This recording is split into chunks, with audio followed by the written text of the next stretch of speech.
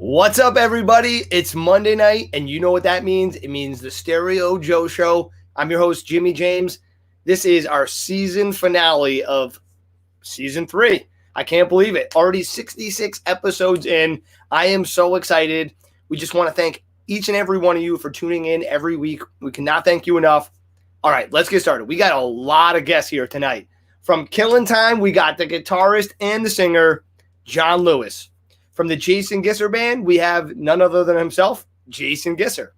From P-Funk North, we got Dave Sloyan in the house. And from Harbor Seals, we have Tom. Don't forget about the Holtzmann effect with Tyler Zeiss. He'll be here too as well. And we got Matt Habrial from Blind Choice. Slapping the bass, man. Also got Elijah Catrone from Father Before Me. And we got Seth from E57, Minor Glitch, Alpha Audio, and Terrorize This. So we got a lot of people coming up, but that's not it. We also got Paul Allen from Hundreds of AU. We got Dan Touw from Deadtide. And, of course, we got a musical guest for you tonight that's going to be playing a bunch of songs. We got the one and only Walter Lee. Let's get him on the show, and I'll be back. What's up, everybody? Oh, I'm just playing. Here we go. This is an original song called Wayside.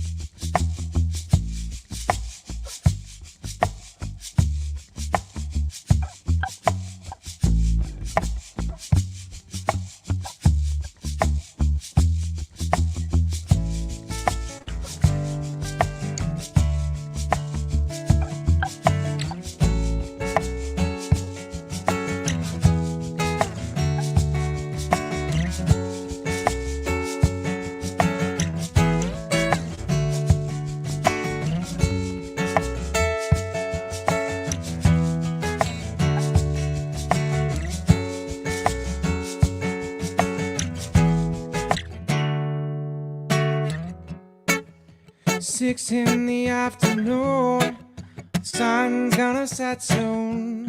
I keep circling around in my own head. What we gonna do?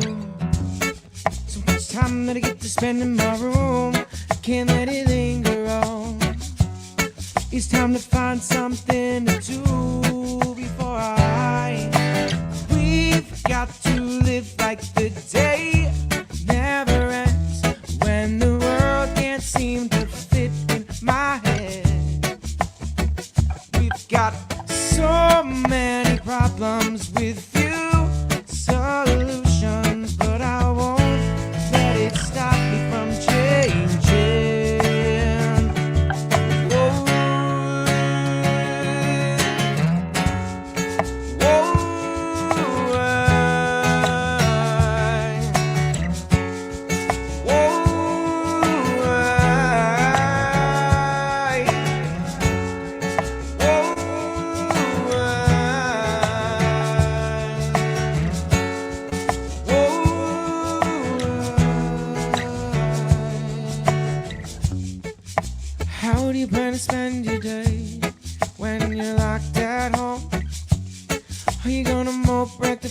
insane or contemplate your life.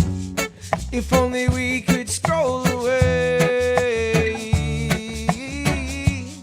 It's time to open your eyes, only to kill your time and leave you to the wayside. We've got to live like the day never ends.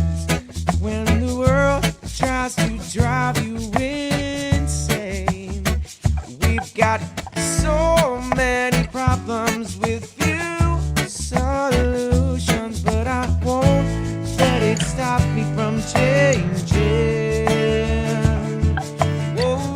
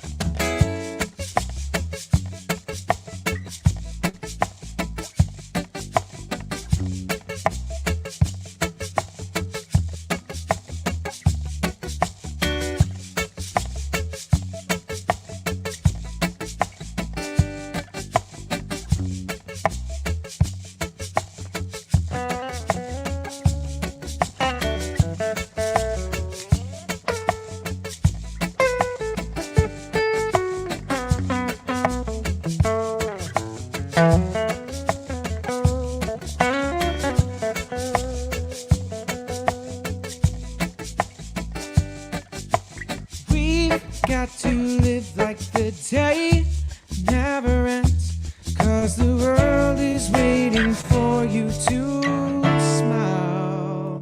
We've got so many options to be the best we can be, so look on the brighter side. We have all the things we need. Yeah, we were only supposed to have 2 weeks.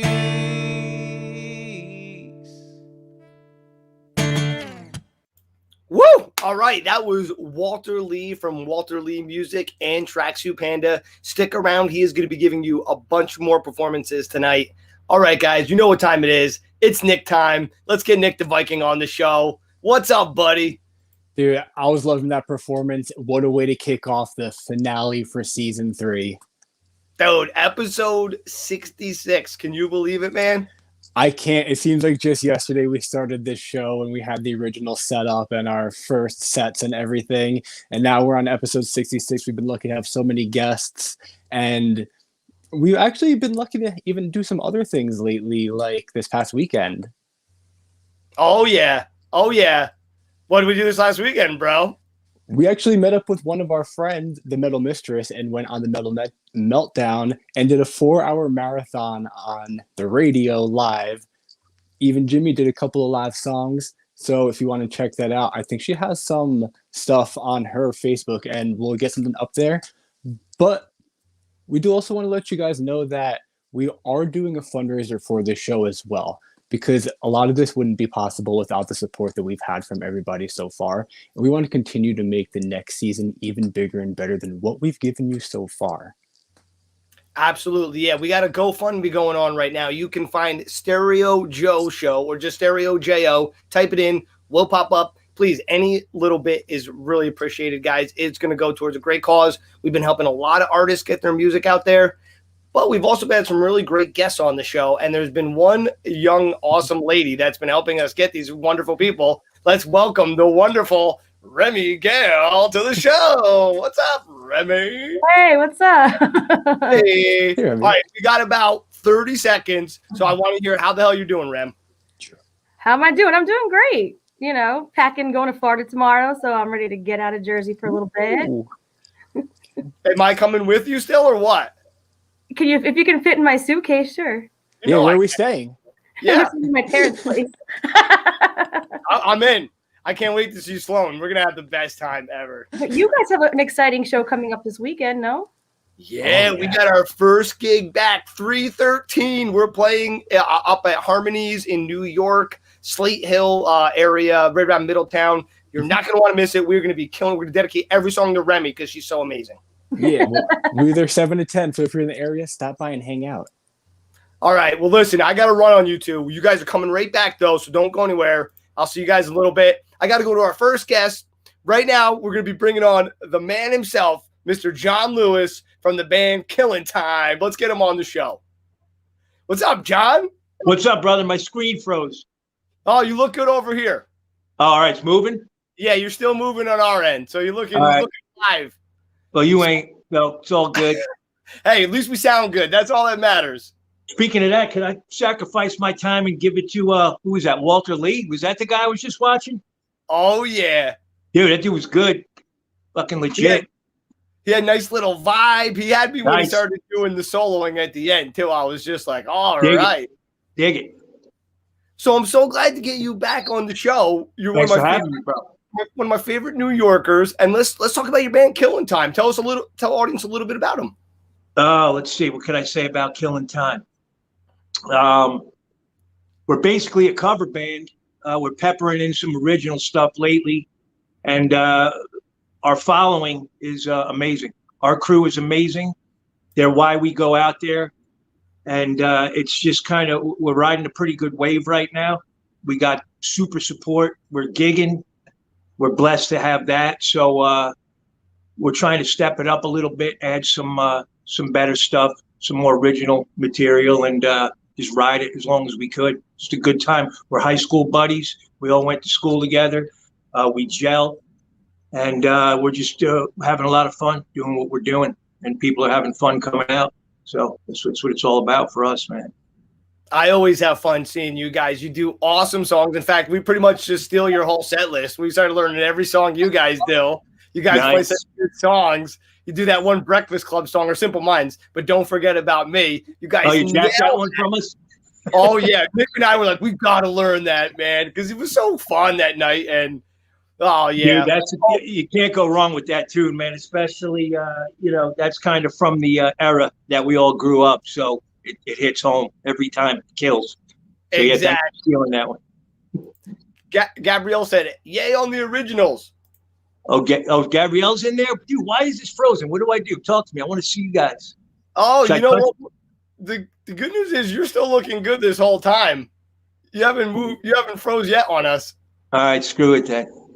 So I see you got some beautiful guitars back there. We got a little PRS action back there. Yeah. I see that's my brand. I see a Gibson too. It looks like.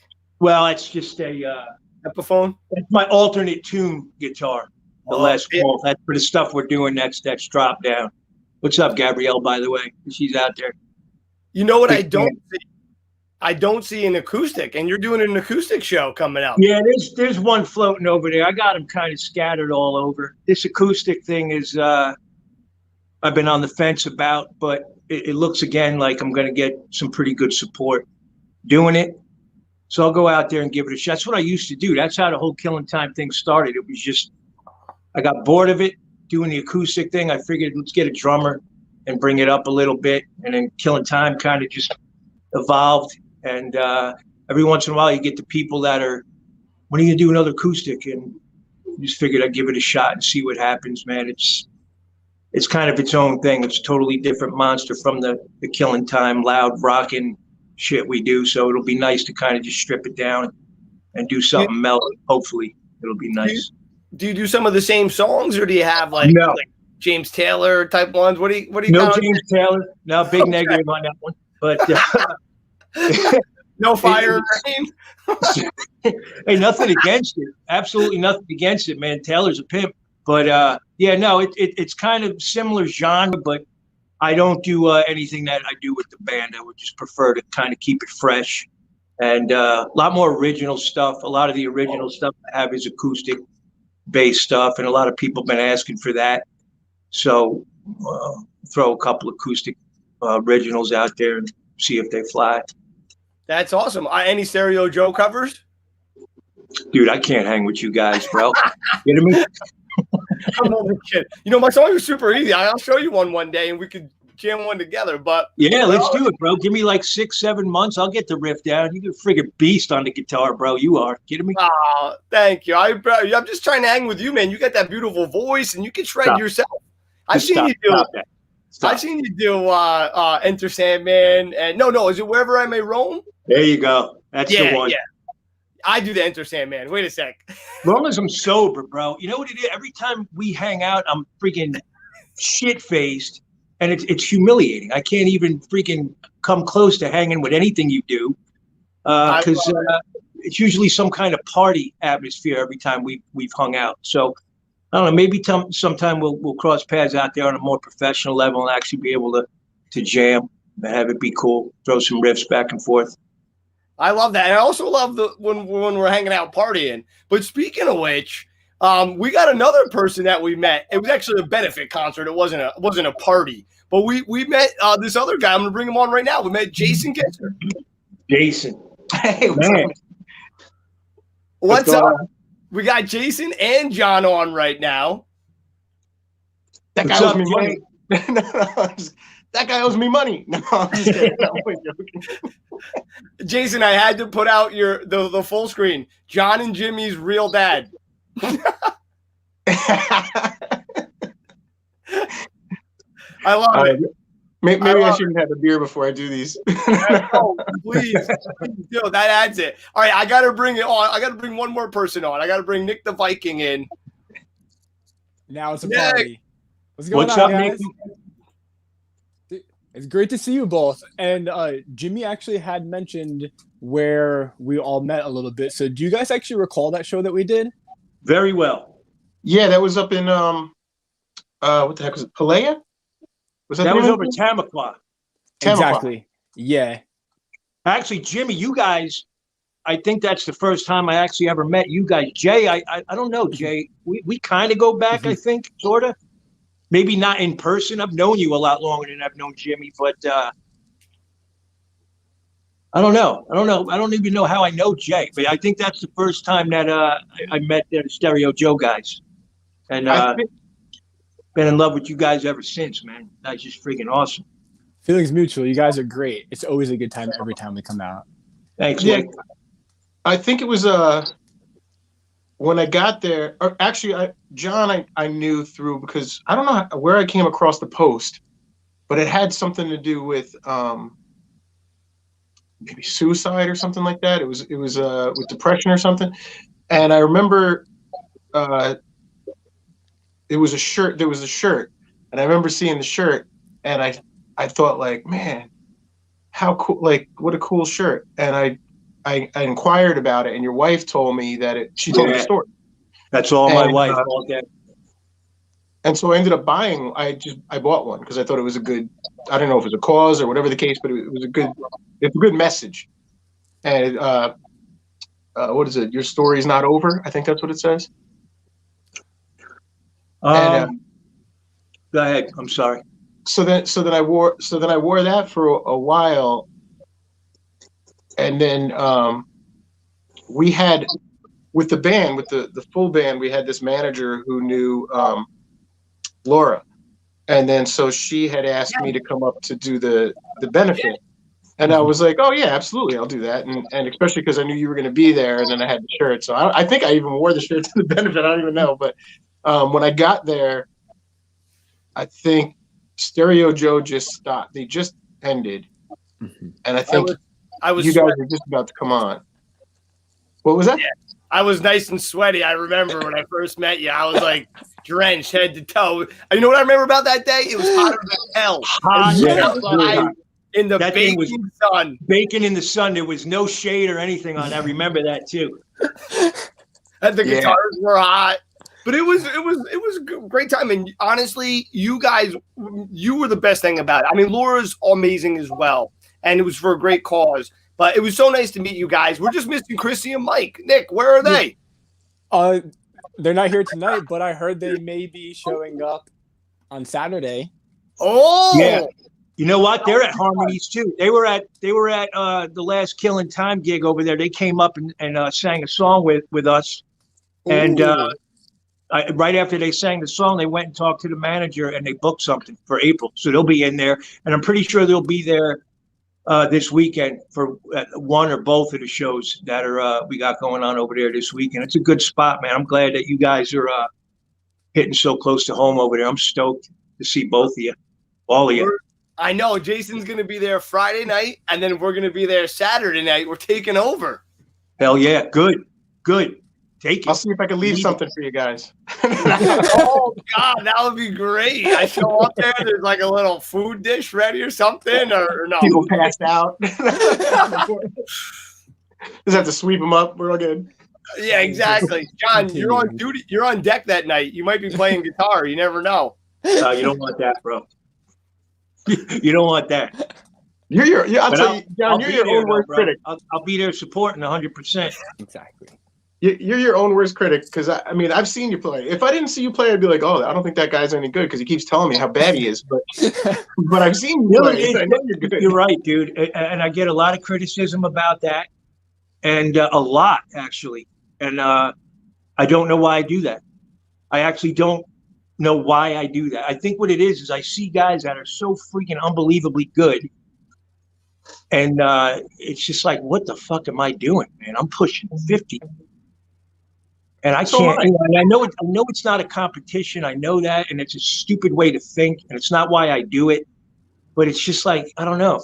I don't know why I do that. That's something personally I got to work on, because I beat the shit out of myself when it comes to playing in any kind of self-esteem. I have none. So I think you're trying to settle. I think you're trying to you're gonna nail it, right? Give low expectations so that when somebody sees you, you feel. You feel better about yourself, but you don't have to. You are that good. You don't have to stress that. You are that good. I was lucky enough at that show to see you play on stage with Jimmy. It was a Metallica song. I feel like it was a Metallica song. I think Jimmy came up and did an STP tune, if I remember right. That's Jimmy, what it was. Yeah. Oh, it's still Plush. Right. Yes, sir. That was the one. Yeah, that was fun. Yeah. You know what? Jason, I never got to play with you, but I'm just trying to join both of your guys' bands, man. You just have me up at the shows. It's fine. Just tell me the key, and that'd be perfect. We should put something together for over the summer. I know you guys are busy as shit, but Jay, you mentioned the whole suicide thing, and my wife's talking a lot, something that's really dear to her. It would be really cool to put some kind of benefit. I mean, the talents here, it would be awesome to gel with you guys, and maybe that's something we could talk about. I know you got a show to do right now, but maybe we could touch base on that at some point, put something together. Yeah, count me. That's my wheelhouse. I'm in. Absolutely. Cool. Let us know. We would love to do it. Nice. We'll chat about that. And Jimmy, thanks for having me on, by the way, man. I appreciate everything you guys are doing. I wish I could see you moving. I'm looking at a frozen screen right now. But I'm glad I'm here. Oh, you can't see the signs he's holding up about you? Remy's still like this. John is God. It's true, man. You do a lot. I caught a bunch of your shows. And I want to say too, the cat you had on just before John came on, he was great, man. He was like a almost like Sublime-ish. Like he had but not trying to be sublime. Like he was being himself, but still had that groove, that feel. You know. Yeah, he has such a great. Have him send some music to the radio station, man. Have him send some original stuff over. We could use stuff like that. And John, when is your album going to be done? When's your original stuff going to be recorded? John, that was for you. When is that was for me. See what happens when you're looking at it. I'm not even in the studio right now, bro. I think I'm going to pursue your boy Mike Rich. Is that his name? Yeah. I think I'm going to pursue that. I just need to. I don't know. I guess I got to rope my guys into doing it, man. If they want to, everybody works. Time is always an issue. But if I could rope them into coming in there with me and laying some original stuff the right way, man, I would love to do that. So I don't know. It's just kind of in the thinking about it phase right now. I mean, the material's there. Just got to get in there and lay the tracks. John, if I see your guys on Saturday, I'm gonna tell them that they got to record. You guys got to have it. You got to have a nice original recording. Nothing like it. Oh, yeah. All right. They're probably watching. I wouldn't be surprised if at least Brian's in here. He watches you guys all the time. Brian! I'll tell you what. One thing that you could do is definitely talk to him, because we recorded our first album with him, but we didn't record it at Karma Studios. He owns Karma Studio, but we recorded it up at Dreamland. But we used him as an engineer. And I don't know if you guys have ever been to Dreamland, but damn, all right. So it's like it is literally Dreamland for musicians. Jerry Murata, which is Peter Gabriel's drummer, owns the studio. Wow. And they got one of those huge Neve boards and stuff. They got 2 monitors they took out of Abbey Road Studios. So we get to the studio, and Michael had never been there before, and he sits down behind the board. And I'm kind of like thinking to myself, now I've recorded with Michael on some other stuff with some other artists like Caleb Navarro and guys like that. And but Michael has recorded Rival Sons, and he's recorded Ozone Mama and all this like huge bands. And then in the 90s, he recorded a lot of the grunge acts, like not Jane's Addiction. What was Jane's Addiction. Who's the singer? Perry Farrell? Perry Farrell, yeah. Okay, so he did some recordings with him, and those guys were like, they would hang out at his house all the time and stuff. So he was in that team when he worked for Power Plant. Wow. And when he got to Dreamland, I was like, me and Mike, we hung out all the time, so we were having fun. And I knew how he was in his own studio, but I was kind of curious to see him get behind this big board at Dreamland. And man, he sat down. As soon as he sat down, he's doing this, and he's looking at these knobs and those knobs, and he's getting it all together. And all of a sudden, he stops. And he says to the assistant engineer, because they have to give you an assistant engineer when you have an engineer, because he knows where all the different things are and stuff that you might need. And he says to the assistant engineer, he goes, "Is there a real plate reverb here?" And he says, "Yeah, we have 2 of them down in the basement." So they have on there a button for plate reverb, because they don't have a digital version of plate reverb. They have an actual plate the length of a church with a fan on one end and 2 cables on the other one and a microphone on there, and they create their own plate reverb. And that's the reverb on the first album was using that. Michael's that guy that like it wouldn't be far-fetched to walk in and see like a whole bunch of microphones set up all around a room and like 1 amp in another room and like, what's going on here? He goes, "I just want to try something." He's like, that's awesome. He's like Eddie Kramer. He's incredible, man. But yeah, record with him, man. It's a great learning experience. I mean, just to sit there and have a guy that's not well, he is a musician also, but when he's behind the boards, he's not a musician anymore. He's like, he wants the best sound. So that's the guy you want to use, and he won't let you play a note unless your head is in the game. If you came from work and you're like frazzled, he's gonna know it, and he's gonna tell you, let's talk about your music for a little while before you play anything. And then once your head is back in it, then he'll start recording. Yeah, it's kind of a no-brainer. Wow. You speak so highly of the guy, and everything you say just it's pretty appealing. He sounds like a good guy to work with. I love it. Well, John, before I let you go, where should everybody go to check you guys out and hear what you do? Our next thing is at Harmonies, actually, as a matter of fact. April, a Saturday in April. Damn it. I can't believe it. 27th, is that a Saturday? Where's my wife? Wife! She's my calendar. It might be the 17th. It's something I think with a 7. There's a 17th. When you screamed out wife, she just showed up on Jimmy's screen. When is it? 27th, she's yelling at me. April 27th at Harmonies is the next Killin Time show. Come on out. That's a Tuesday. Then is it? April 27th is a Tuesday? I'm looking at it. Read the Saturday date. Well, shoot, listen, I got to let you go, John. I'm so sorry. I love you, though. Damn it.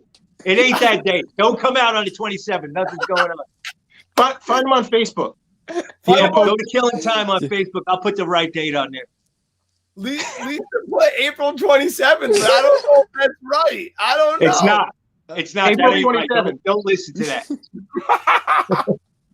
Go to Killin Time page. I'll put the right date. I feel that it's the 17th. I'm going to put my money on the 17th. But I'm just saying. Is that a Saturday? Yeah. That's it. That's the one.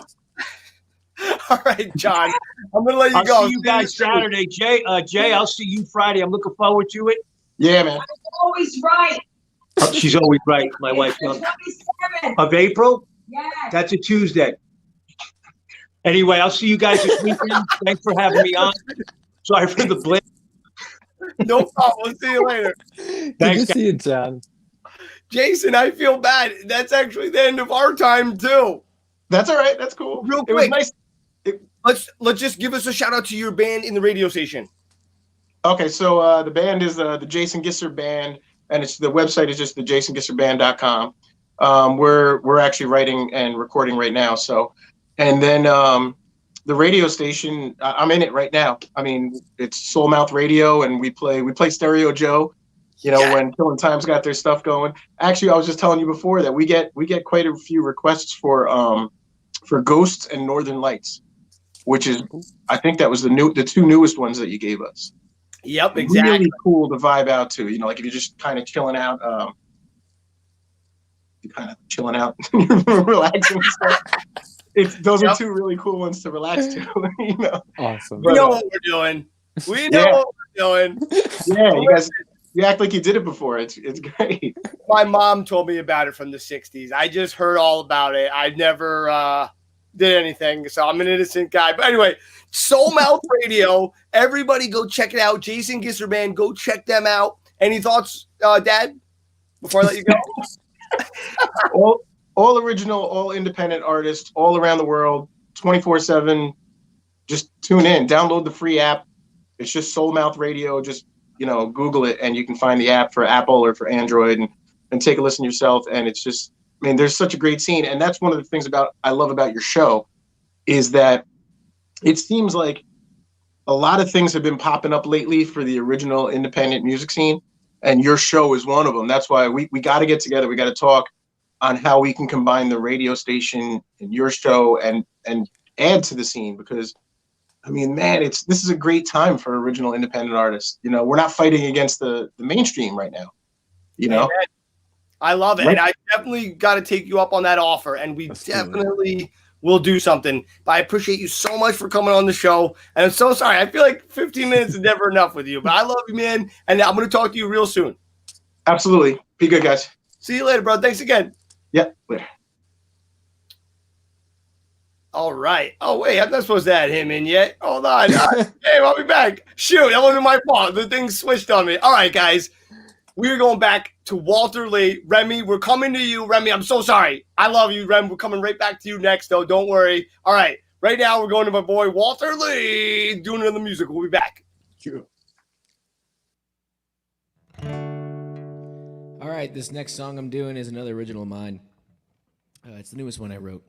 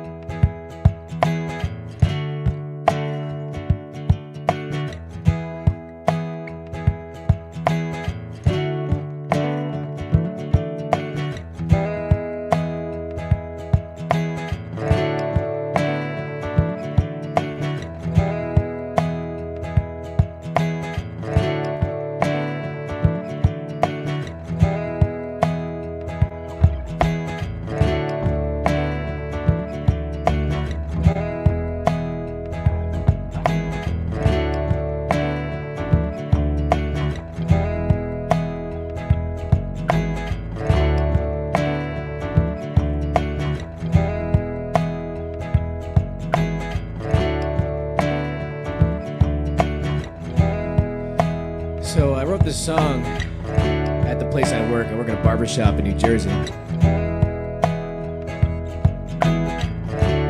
And usually when I'm like in that sweet spot of writing my song, someone walks in the door and just screws the whole flow. It's my fault for writing a song in the middle of work, but anyway, this song's about that feeling and what that's like, and it's called These People, and I wanted to explain it so you know that I'm not a racist. Anyway, here we go.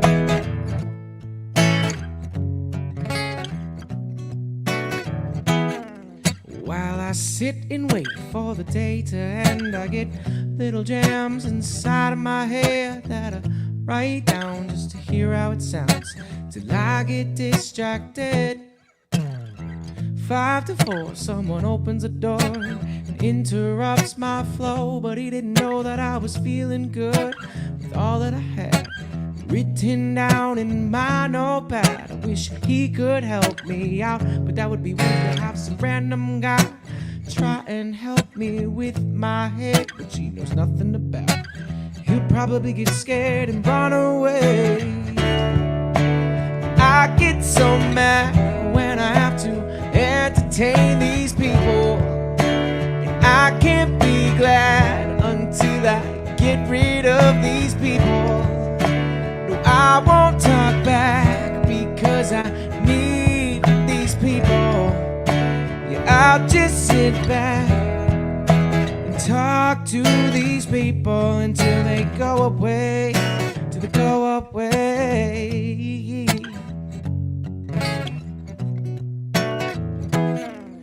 It's been 32 days since I played this song. It's been far too long, where could I have gone wrong? Oh well, it's the end of the day.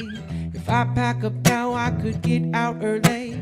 Why do I think it would be so easy to be on my way without someone who say, Am I troubling you by coming in late?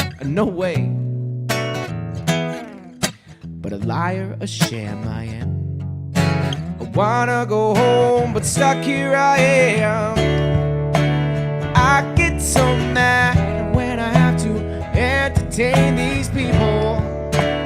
I can't get glad until I get rid of these people. No, I won't talk back because I need these people. Yeah, I'll just sit back and talk to these people until they go away, till they go away.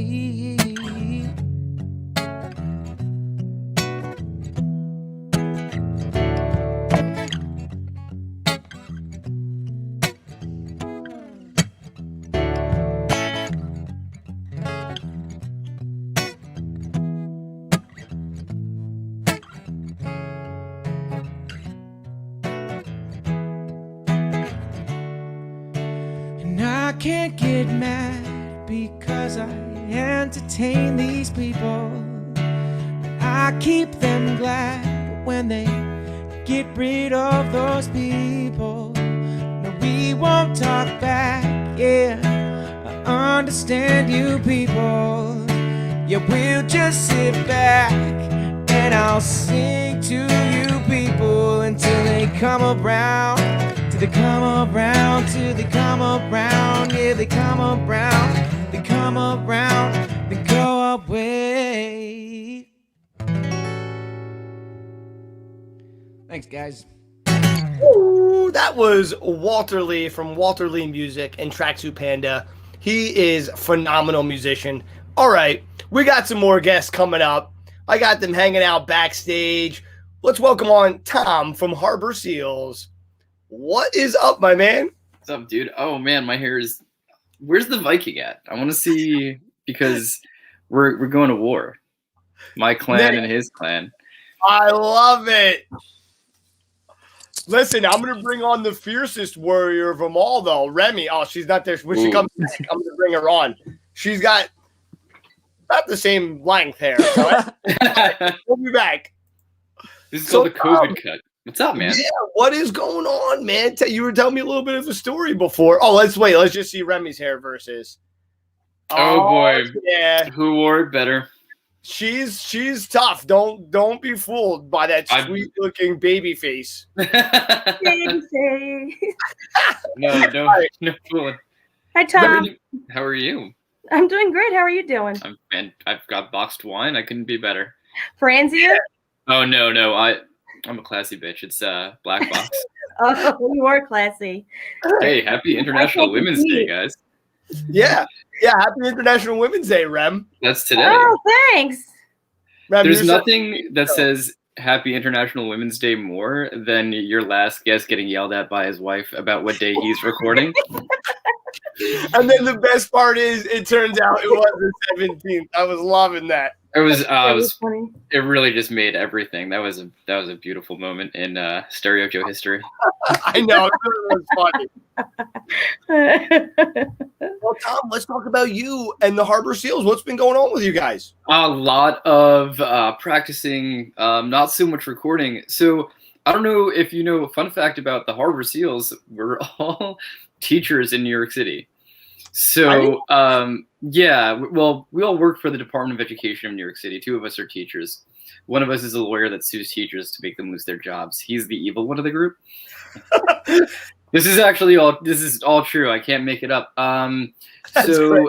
You know, with everything going on, and being in front of students all the time and teaching online and then going in person and then having to go home for weeks at a time, and quarantining for 2 weeks, us seeing each other is so hard. You know, it makes things exceptionally difficult, but you know, we're thriving. We're thriving. We definitely have more than enough songs for like a whole other EP. But I think rather than recording and putting out 5 things all at once, we're just gonna release little by little. Okay, cool. It's gonna be fun, man. It's gonna be a lot of jamming. I'll tell you what, the studio is always a lot of fun, so much fun, but so much work. Non-musicians don't realize how much work really goes into it. What's one of the things you love about the studio and one of the things you hate about the studio? You love about the studio?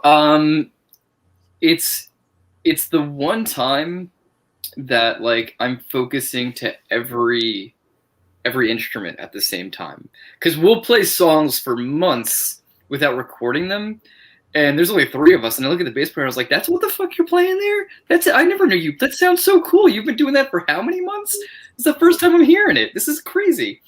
I love the focus. The one thing I hate, man, I don't know, there's really, I guess when my part's done, no, I sing. Everything about that sucks. So you have to do the same part 20 times because I'm not good at it. Yes, so you just piece it together so it sounds fine and like just kind of tweak it like that. It takes all the auto-tune in the world, man. I don't even want to put my recording guy on here because he'll cut off all my secrets. If he has those like auto-tuned tapes, I'm like, oh God, I hope those never make it out.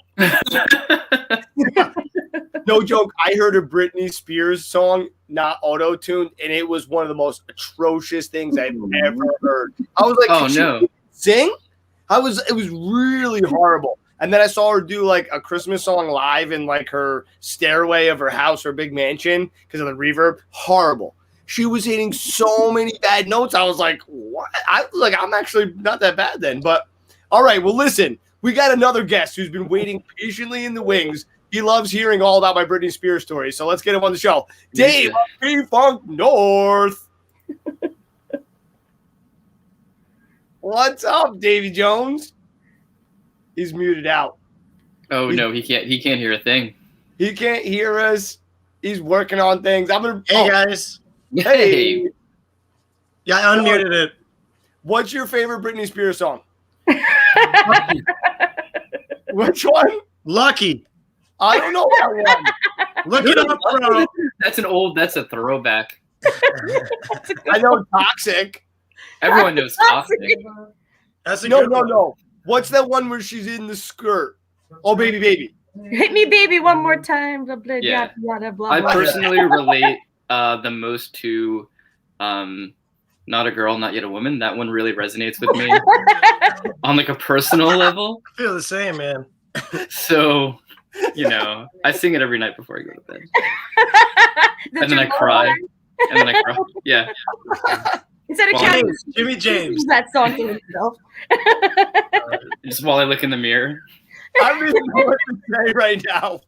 What? I don't even know what to say right now. I'm like, control. Listen, I'm getting Nick in here and I'm running. Nick, I'm pulling you in, baby. I'm running for my life. Oh Yes, my! Oh man. God. I heard it was time for war. I only have a Carhartt beanie, so I could fight you with my pickup truck. Like I don't know what to say about that. Like I don't have a pickup truck. But, like, he's got a squirt bottle. Yeah, It's for the cats. I actually do have a question for both of you, so I'm glad he popped me in real quick. Tom, your band Harbor Seals has a song called Drunk. Dave, your band P-Funk North has a song called All My Heroes Are Potheads. Which is better, drinking or smoking, and why? Ooh. Wait, Dave, hold on. This is like I could go all day. Remy, for you, we're gonna add in pharmaceuticals and miscellaneous types of No, we're not. This is a family show. I don't know what you're talking about. Nick, for you, we're adding in crack and meth. All right. Let's do it. Let's All battle. drugs on the table. Wait, I feel like do you remember that? I forget what commercial it is, but there's this little girl and there's a bunch of people trying to figure something out. And she's like, why don't we do both? And they're like, oh my God. Like she was right the whole time. So we can drink and do marijuana at the same time. I do marijuana every day. I know that you do marijuana. I'm not gonna lie. I've only done one marijuana. I've done the marijuana. I've seen a marijuana once or twice. Only one. Some of them are stinky. Yeah, it's got like I don't know. It's blue, right? It's that bluish color. Yeah, it's got a blue matte or gloss finish. Mm-hmm. And then you drink it, right? I don't know what they're talking about. Neither do I. You lost me at blue and drink it. I don't know what happened. Pierogies taste better after you smoke. Oh, I love pierogies. Are you stoned eating pierogies right now?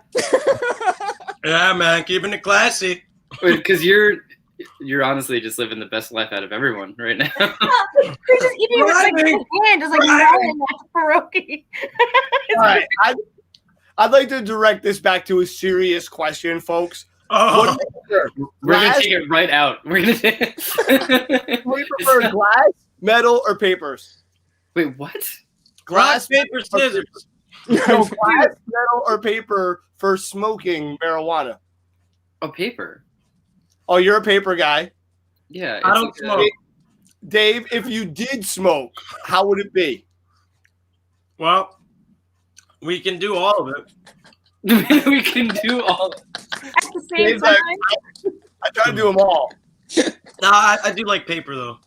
Oh, you guys are both paper guys. What is this fucking metal thing though? They make a metal plate. Like a robot. Do you put on Cannibal Corpse and then you're just like? You never smoked from a metal pipe back in the old day? I'm not Gandalf. What are you talking about? Back in the old days. Back in the old days before they had glass pipes everywhere. Back in my time. Guys, I think Jason got the best answer though. He said water glass. It's not quite water. It's not quite glass. All I hear is. We've been waiting to talk about this stuff for you to come back. Where have you been? Where'd you go, Alyssa? Welcome to the season finale. All right, Nick, what other topics do we got in this cranium of yours? I had a sorry. Oh, sorry, Remy. I had a quest.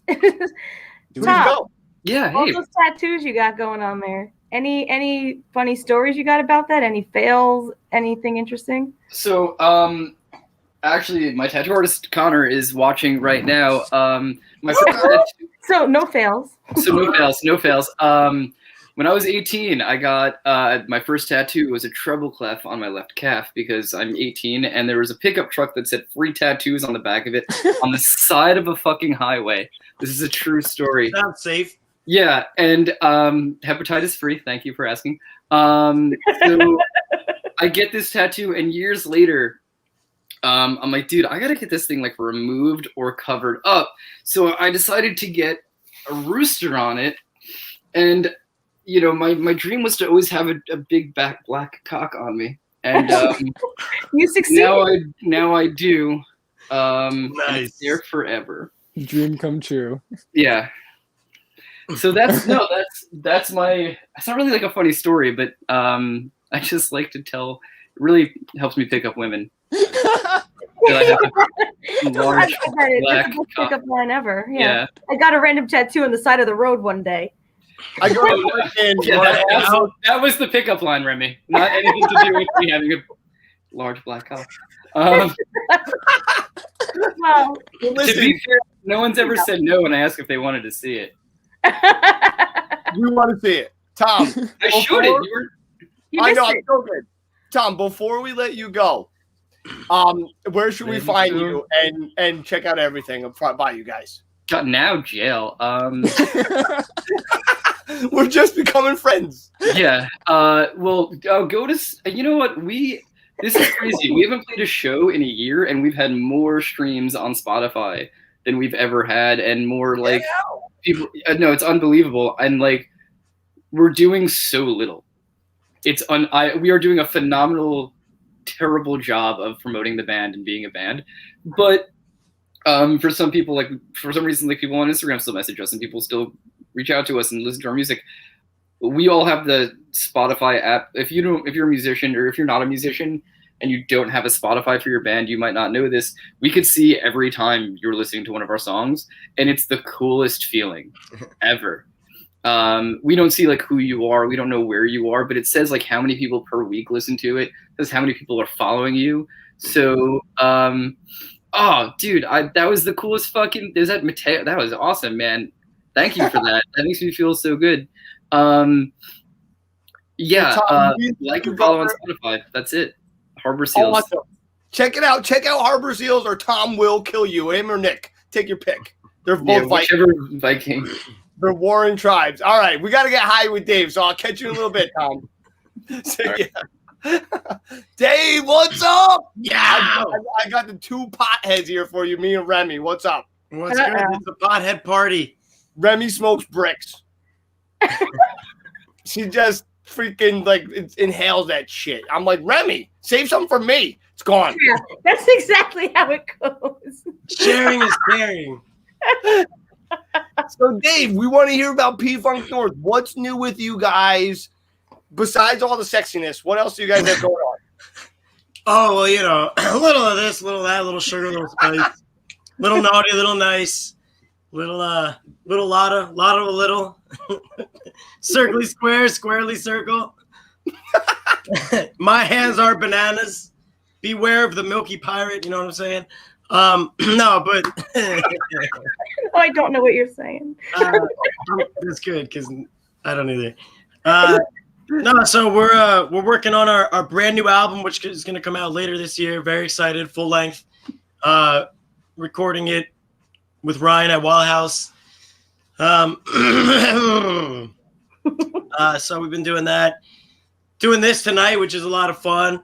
Going to be doing what's up? Oh yeah, I'm going to be guest hosting Comics on Cannabis this coming week on Thursday. It's another awesome podcast show thing that's on Facebook and Instagram with this band called the Irie, Arizona reggae band. So that's going to be pretty cool. So St. Paddy's Day, we're actually playing our first show in literally a year. It's been a year and 3 days. It will have been a year and 3 days. So, and we're playing in Atlantic City, baby. Woo! Oh, man, that's going to be fun. It's at Bore, courtesy of North Step Productions. We're playing with Howie and Donald from Ballyhoo. Oh, I saw that. Yeah. And our homie Christian from Ill Rendition. So it's like we're doing full band. It's going to be a stripped down acoustic unplugged type thing. So that'll be pretty cool. Or not. We'll see how it goes. I'm just kidding. I've seen you play acoustic before, which is cool. You'll be doing acoustic guitar that night instead of like acoustic bass or something like that. I'll be playing bass. Kevin will be there playing guitar, and Ryan will be there playing the Bang Box Cajon, courtesy of Bang Box. Big ups, Bang Box Show. Whoop, whoop, whoop, whoop. I love it. So, okay, I can't wait to hear about this recording. How many songs are you thinking? Probably like, I don't know, 43, 46. I would go for 46. 45. No, we're gonna do. We got 10, solid 10. We're Well, also boy. a couple other ones. We're gonna be recording at the same time and potentially put them out a little later. So very excited, working on that. That's awesome. I can't wait to hear it. Yeah, all my heroes were potheads. I saw that everywhere. I listened to it a bunch. Appreciate Really that. great video. You guys look like you'll have so much fun making your videos. Yeah, we just got really stoned and Nice. listened to this song 100 times. And Rem, what do you think? Well, I'm sorry. Do you have any questions? I have a couple. I'm curious as to the posters in the background. And what they mean to you. We got Creature from the Black Lagoon, one of the classic Universal horror monster movies, which I love all those movies. I grew up on those. I'm a big horror movie fan. So what would you say is your favorite horror movie? Oh. If you had to pick. Or you can do a top 5 if it's hard to pick. Yeah, top. Wow, that's tough. A top 25. I mean, there's so many different categories too. Like, what's up? I love the Wolfman though. That's always a classic. Nice. Is that an international woman behind the scenes that I hear? Yeah, she's coaching me to help me remember what the hell we're doing. Everything I told you about what P-Folk North is doing, she was telling me. You can and I know he was liking. Man, what's up? Oh. What up? Yo, what's up? Oh, hey, you've been on the show a million times. I have. Hi, Remy. How are you? How you doing? I'm good. Oh, wait, are you Little Miss Giggles? Probably. I don't know. We had a Little Miss Giggles last time. Nick! No, I don't know. Was it me? No. Oh, wait, the cat is getting the pierogies. Hold on. What? Don't tell her we called her that. Well, listen. All right. Now that we had the ladies on, Rem, I'm running on you because we're running ourselves. So I'll be back. I love you. Adios. Ciao. You're coming right back. All right. Dave, real quick, before I let you go, thank you so much for coming on the show. I think you have been on this show more than anybody else, except one other guy coming on the show in a little bit, Paul. You and Paul have been my people that have come on the most. So I truly thank you so much for coming on the show. We played a couple shows together ourselves back in the day. I think once for the Slackers and maybe for the Pie Tasters. I forget. No, it might have been Fishbone. I forget who the other band was. All good bands there. But we've done, it might even been Ballyhoo too, to tell you the truth. So Ballyhoo! We've been lucky enough to be on some of the same bills. I love Kevin, the guitarist. Now, tell us about them real quick, the drummer and guitarist real quick. From P-Funk North, I'd assume.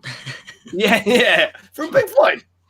So, Kevin is the guitarist, kills it, slays on the 6th string, can play everything. He's amazing. He does some backing vocals too. He's been playing with us for 2 years now, a little longer than that. Officially the 3rd member and guitarist for a year now. We released our first song with him that we wrote together. He wrote the riff and everything last year called Anxiety. Then everything since then with All My Heroes Are Potheads and everything we're recording new, we're writing on and working with Kevin. Ryan is the drummer, also our audio engineer. He's been with the band for a couple years longer than Kevin. He was our audio engineer first, and he came on as percussionist for about a year or two, and then officially joined as the 4th member. And then after we switched some things up, some people dipped out, couldn't hang, I guess. Ayo, whatever. No shade there. Then he moved over to the drum kit, and we've been doing that ever since, about 2-3 years now. And they kill it. I have a lot of respect for those guys. They know their craft. They practice it well, and I'm the fortunate one to be working with them because whenever we do anything, I know I don't have to worry. Like I know I don't have to worry. They're just gonna kill it. They're gonna show up. Yeah, but you are the hustler of the group. I'm a hustler, baby. At promoting. You do such a great job getting everything out there. So I appreciate it, man. It's a lot of work. Really, thank you so much for coming on the show. And everyone, go check out P-Funk North on Spotify, YouTube, Facebook, Instagram, and Pornhub. Check out their channel. You're going to love it. Lots of great funky stuff going on there. All right, brother. I'll see you soon. All right, broski. All right. Thanks, man. Love you. Bye. Peace. Hey, he didn't say I love you back. What the hell? All right, let's get on Nick the Viking and Remy Gale back for another minute. We got a minute. What up, Nick? All right, Remy's not back, so we'll let her chill. All right, Nick, tell us something real quick. Tell us about that beard. We didn't hear about it before. This beard doesn't get so sexy on its own. We've partnered with the Beard Struggle. It doesn't have to be a struggle. If you're trying to grow a beard just like mine or Tom's, and if you want the hookup, just tell them Stereo Joe sent you. Use the code StereoJO at checkout. They give you not only 15% off, but if you live in the U.S. and happen to spend $40 or more, they'll ship it to you for free. Like, even Zeus likes it. Love it. All right, Nick. I got to run on you. We got some more guests coming up. I don't even know. Who we got? Tyler and Matt, baby. All right, I'll see you in a little bit. Yeah. You know what? Go tell Matt to hop on if you could. I'll see you later, brother. All right, guys. Let's welcome our first guest. Well, not our first guest, but first guest after the break. Tyler Zeiss from the Holtzmann Effect. Let's get him on. What's up? What's up, man? Can you see me? Yeah, we see you, dude. You're a little dark in the background, but we see your face. That's all that matters. Yeah, I'm currently in my truck right now. It's been a long day. Yeah, now, can I spill the beans on what you mentioned before? Yeah, of course. All right, yeah, then tell everybody. When I called you, or we sound checked before, you were at your new venue. Yeah, me and a couple guys went in together and opened up a venue right here in NAPA in Dixon City. It's called the Keystone Stage. And we're not completely open yet. We're still kind of running through the phase. We had to kind of renovate and do some remodeling and everything like that, but it's coming out really nice. So I love it. Yeah, I know that sounds like a lot of fun. I know Stereo Joe wants to play there. Hopefully we can get one of those early bills. When do you guys plan on opening? We're going to do a little private opening, I think, pretty soon. And then afterwards, we're going to go right into it and just start talking to bands and soon seeing who we can get here, basically. Oh, that's super cool. Now, who has been, so far when you've started this thing, what's been like one of the surprises that you've encountered that you weren't expecting? What do you mean? Like starting this business up? I mean, we talked about it for months, and we did a show for a restaurant right here called Cangiano's. And when we did a show, we did it in the parking lot, and we did absolutely outstanding when it came to people coming to the show. We completely filled the parking lot. We had a winery come and sell wine, and they completely sold out all their wine as the result. And we had a couple bands play, and they just played covers and originals, and it was a killer night. So because of that, the owner of the plaza and the owners from Cangiano's kind of got together, talked to Jason Macheska, he's the leader of us, I guess, for the moment. Like he's the one that kind of pitched the ball, like got it rolling a little bit. And they had an empty store out here, and they weren't doing anything with it. So then one thing led to another, and they kind of handed it off to us, told us to turn it into a venue and bring more people in. So it's been a lot of fun. Yo, that is awesome. Yeah. That's awesome. Oh, and not only do you have a cool new opening music venue, you also have an awesome band. Tell me a little bit about them. Which band? The Holtzmann Effect. Yeah. Yeah, the Holtzmann Effect. We've been together it's probably been about 3 years now. We released a CD last year called Samuda, and because of COVID, we obviously couldn't make a big deal out of it. We didn't have a show or anything. A lot of things got chopped off, and but we're still in the studio. We're still writing very aggressively. We're still writing. We haven't we haven't gotten and started tracking a new album yet. We're just kind of in a writing phase, and we're playing shows. We have a show coming up in Lebanon on April 10th, I believe. And but yeah, we're just still cranking it hard. That's awesome. So do you have another band I don't know about, or other music on that? I am a man of many traits. I don't know. Holtzmann Effect is one band. I'm in another band called Soul Satellite that's kind of in the same situation. Because of COVID, everything got put on a shelf. And I'm in another project that I'm writing an album. I'm also writing a solo album. I've been working on that for about 8 months now. No kidding. Oh, that's awesome. Yeah, I'm always doing something. I don't sleep much, so. Now, is that going to be similar to the Holtzmann Effect, or is it going to be like totally different?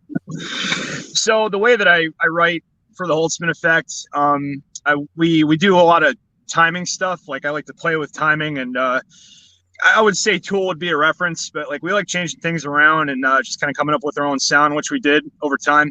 So, but the way that I write lyrics, always try to write my lyrics and make it so the listener, the listener can feel like they wrote the lyrics. I try to make it. I throw a certain amount of vagueness into it, and kind of like when I try to tell something personal in a band like that, I don't really go very personal with it. I try to make it so the listener can truly relate and take their own experiences from their life and kind of compare it to the song. Make it feel like they wrote it. That's really cool. Nick said, I'm sorry. No, was Soul Satellite nominated for an award? It was. For the life of me, my mind is racing 100 miles a minute, so I couldn't tell you what the award was. No worries, brother. And you were going to say something. I forgot. I cut you off. Basically, what I was saying is my solo record is as personal as it gets. I'm telling everybody everything from the soft side of me and all the experiences I had growing up, and just all the life experiences. It's getting pretty personal in this album. So, all right. Well, I can't wait to hear it. Yeah, man. I can't wait to release it. Yeah, that's going to be awesome, man. Nothing like getting that new music out there. All right. For sure. I got another guest that I'm going to bring on. His name is Matt, and he plays bass from Blind Choice. You guys have done some shows together, so let's Blind get him Choice. Yeah, those guys are awesome. Bring them in. Hey, what's up, man? What's up, dude? How you doing? Good. How are you guys? Good. Keep busy, trying. Cool, man. Yeah, I hear you. Yeah, we definitely had good times in the past playing with you guys, playing with Soul Satellite, playing with Stereo Joe. Yeah, we I think the last show we had, we opened up for a band called Another Day Dawns in Easton, and you guys friggin' tore it up, man. Hey, same to you guys, man. That was a great time. That was a great night. That was awesome stuff. Oh, yeah. I love it. Tyler, I've never got to play with you yet, so I can't wait for that. Matt, I had the pleasure of playing with you, I think, twice now or 3 times already. Yeah. Oh, yeah, at the Sherman. Yeah, Sherman Showcase and Sherman Theater on the big stage. That was freaking awesome. But all right, I got a killer I gotta let on the show. Otherwise, he's threatening to kill my whole family. Let's get him in here. Sending him threads behind the scenes in case you guys are wondering. Hey, Nick. But it's really great to see both of you guys, and it's actually perfect timing because you guys were talking about playing shows together. Are there any other bands from PA that you want to give a shout out that you love to play with or would really like to? You can go first, man. Well, there's the band Small Town Titans. We love playing with them. Oh my God, yeah, they're amazing. Yeah, they're great to see live. Just a 3-piece, but they're heavy, man. Like they can do it as a 3-piece. They have these YouTube videos where they cover I didn't mean to interrupt, but they have these YouTube videos. They cover these songs, like cover songs. You have to check them out. Small Town Titans are phenomenal. I'm writing that down. Anybody else? Well, obviously there's Another Day Dawns. Yeah. Oh man, there's bands just flipping through my head. I'm having a huge brain fart because it's just who I am. Sonic Salvation, that's another band. They're a little heavier. Okay. And the Magwas, they're another good band. Yeah, they're awesome. Can you name a few? I can't think. The Magwas, that just reminded me, there's that band, the Menzingers, right? They're like punk kinda. Yeah. They would absolutely. The Crowning, E57, E57. Yep. Dude, there's so many. We just got to get a huge show together once it's all back to normal, like just the biggest friggin' festival ever possible we need to do. Just something. Exactly. You know what I mean? The same thing. We should definitely do full release. Yeah. Open the gates. Yo, let's do it. We got to get this going. Outdoor shows are happening this summer. Oh, for sure. Absolutely. Oh, hey, Remy. I'm muted. I was like, hey. What's up? Nothing. How we doing? How you doing? Doing good. Yeah, I'm excited for your new album. Yeah, it's It's gonna which sound one? good.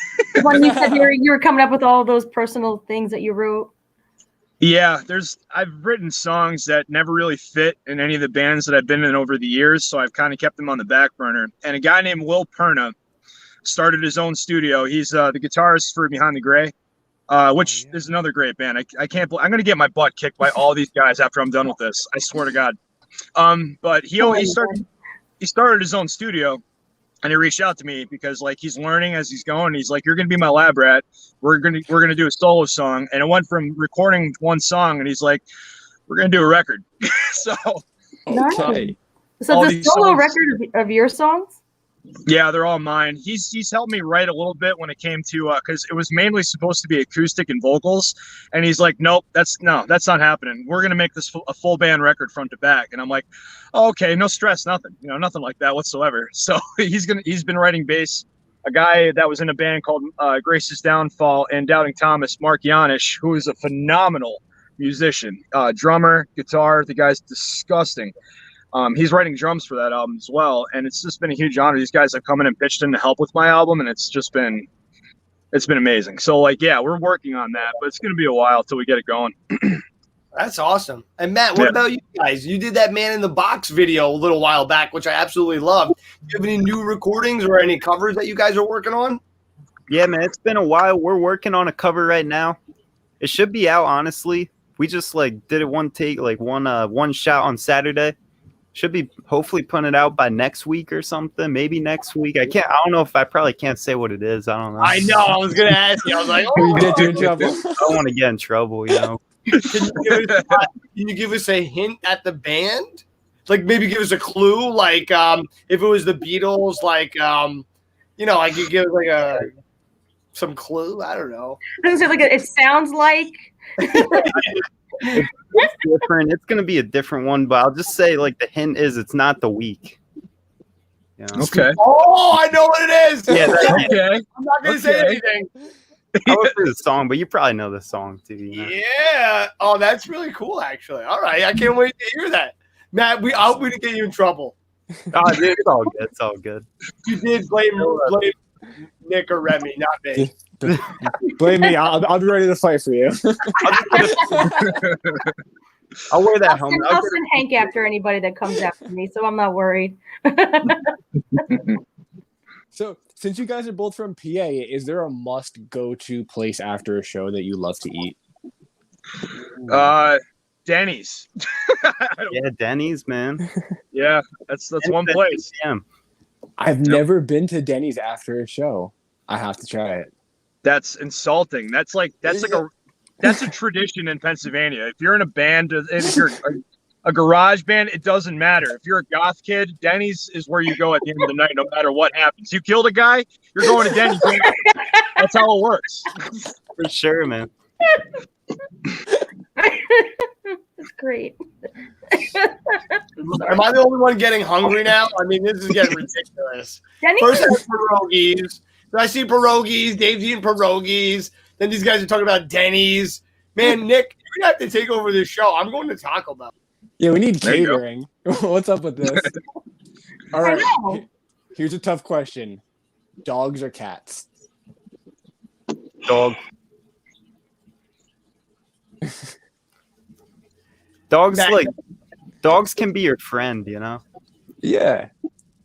I met some friendly cats. Breed of dog you like, Matt? Oh, breed of dog. I've always liked the labs too, I'm like one of those kids that they're great. Hang out with their lab, They're dopey. They're like, stick, yeah. I love that. And what about you, Tyler?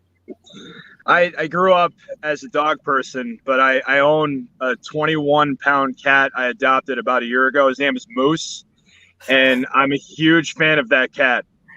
Nice. He doesn't act like a cat at all. He's just a lazy. If he could smoke pot, he'd be a lazy pothead that just hangs out in my apartment all day long.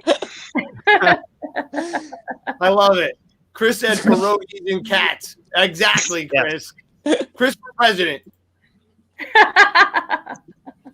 That's my platform. Everyone's getting pierogies. If you don't like them, you're dealing with Nick the Viking. Let's do it. Well, Tyler, before we let you go, where should everybody check out all your music? All right. So basically, Holtzmann Effect is on Facebook, Twitter, Instagram. We have a show coming up April 10th in Lebanon, and check that out. And then that's Soul Satellites. We're Soul Satellites in the production of a music video and another song release, but that's there's no release date. I can't release anything as of right now. And then Soul Record is to be determined. So it's like everything's kind of up in the air. But the Holtzmann Effect, that's out. We're playing. We're rocking. That's where it's at. Well, I love it. Everyone, go check them out. Tyler, thanks so much for coming on the show. Really great to see you again, and thanks for being a part of our season finale. Dude, thanks for having me. It's always a pleasure talking to you guys. I always get a giggle out of it. We love it, man. Thanks again. Nice to see you, bro. All right, brother. Peace out. Peace. See you, Tyler.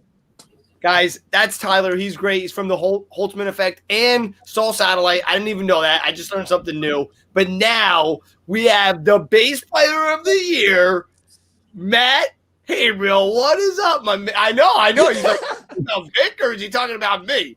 We got 2 bass players on the bottom. Actually, I'm on with 3 bass players. You're outnumbered, man. You are outnumbered by bass players. Welcome Thanks, James.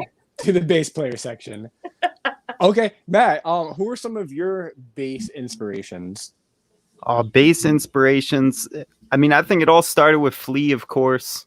Nice. You know, my sister too. She was a bass player actually before I was. Cool. And that's kind of where I picked it up. But I mean, she listened to the Red Hot Chili Peppers. She showed me them.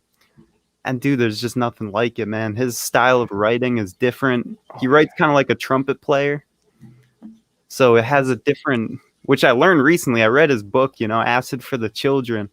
And it's a really good biography if you could read it, you know, or even listen to it on Audible or whatever. But yeah, probably Flea, Jaco Pastorius. Yeah. Weather Report. Yeah, for sure. Yeah, right on. That stuff. You guys have Victor Wooten on here. You know, he's definitely an innovator with that looping stuff live and all that. Like, it's crazy, man. There's a lot of them. I love that, Matt. And that show in particular, you were all about checking out Vic, man. I really appreciate you supporting that show, man. How great was he? Yeah. Dude, he was awesome, man. He's an insightful guy. He really knows his stuff. He's wise. He really is. It wasn't even funny. Indeed. What's your main bass? Like, what's your favorite bass to play? I have a Fender jazz bass. I don't know if it's not sitting around here. I'll show it to you. But I like jazz basses. That's all I've really played. I haven't experimented too much with others. Cool. I had like an Ibanez short scale when I was younger because, you know, my arms are really small and still kind of are. I'm not laughing at you. I'm sympathizing with you. Yeah. But yeah, I mean. Do you play any other instruments, or is bass your main? Sorry, I keep cutting you off. Yeah, no, it's good. Bass is my main, but I like to experiment with everything. I play guitar a lot, acoustic guitar, piano somewhat, even drums a little bit. I kind of suck at drums, though. I'm not going to lie. I've been working on it. It's hard. If you can keep the beat, you're fine. Yeah. So here's a question. We've seen Tanner on guitar in one of the Blind Choice covers. Is it possible to see you on another instrument in the future? Oh, that's possible. I don't know. I've never opened my mind to that, actually. So maybe I'll have to present that at the next band meeting or something, man. You should. That'd be fun. Yeah. Everyone always enjoys, too, seeing people switch instruments. You're just always, like, blown away. You're like, is that guy really doing that? Yeah. It's fun to do live, too, especially. Switch around, mess around. You know, even Dispatch used to do that a lot. Remember the band Dispatch? Oh, yes. Yeah, General. They used to do that a lot. When I saw them live several times, they would just rotate instruments. It was really, really cool. Matt, I know you're cool because you know Dispatch. Thank you very much. I tried to bring it up. Nobody's going to know Dispatch. Exactly. When people don't know that, I'm like, you know the General? Come on. General. Oh, how about two wait, oh my God, 2 pennies for some small change? No, wait. Why am I drawing a blank? All right, well, I'm out of here. No. Real quick, Matt, we're getting near the end of our time real quick. Anything you want to tell us, or obviously where should we go check you guys out too? Blind Choice you could check out, of course, on all the social media platforms. We have a show coming up on Saturday, the 13th. Yeah. The 13th, it will be at 2 p.m. at the Villa in Scranton. So if anyone wants to go ahead. It's probably going to be social distance and all that, so we'll keep safe. But yeah, I mean, that's pretty much it. How have you guys been doing though with everything? How's Stereo Joe been doing? Doing real well. Been real busy. We finally got a new record coming out real soon. It should be just over a month. We have a tentative date of April 9th, but I think it's gonna might be a little later, unfortunately. And so we're doing that. And of course, this end of this season, but we're gonna be back with season 4, and we got a whole bunch of new things lined up for you. And Nick and I were on the radio this past weekend, and we really enjoyed it. So we're going to be exploring that, too. We might be seeing Stereo Joe on the radio soon. Dude, I could see that for sure, man. You guys have the radio personality. Well, thank you.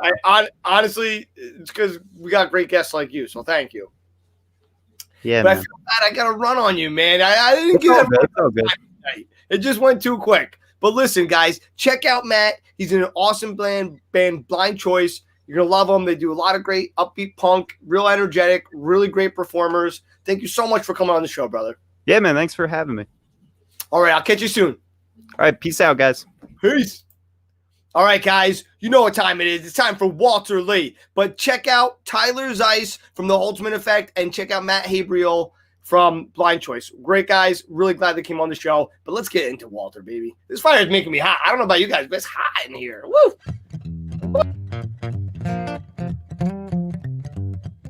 Just kidding. I'm not going to do that song. I would, though. Maybe next time. This next song I'm going to do is an original song. It's called Nightlife.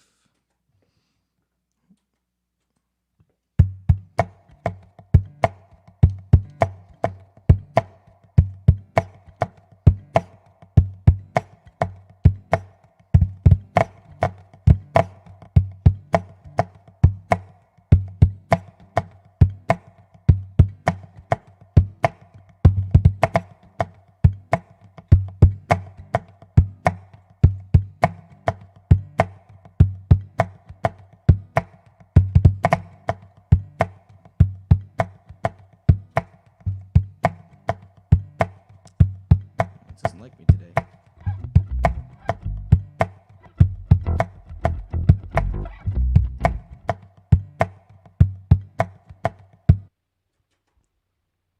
Gotta try this one more time. Sorry, guys. Here we go.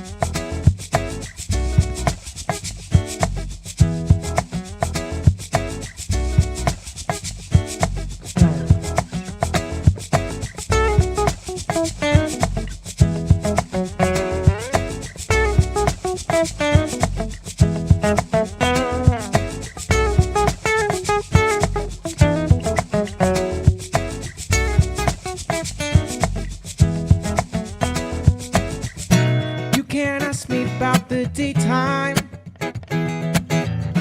Not to mention don't exist now. Cool intentions with the way you speak, but I can't relate to what you mean. Yeah, nightlife, can't talk about it. Nightlife, yeah, can't walk about it. Nightlife, yeah, can't talk about it. Nightlife, yeah.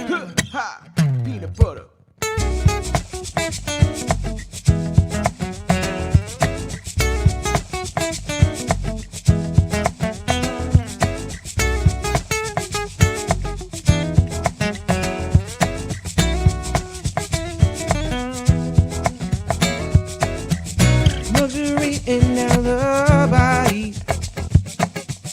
Mentally control my life. How many more things do I need to get to your love? Yeah, peanut butter. One more drink could get me there. How many lies could make us square? Hey, nightlife, can't talk about it. Nightlife, can't walk about it. Nightlife, yeah, can't talk about it. Nightlife, yeah.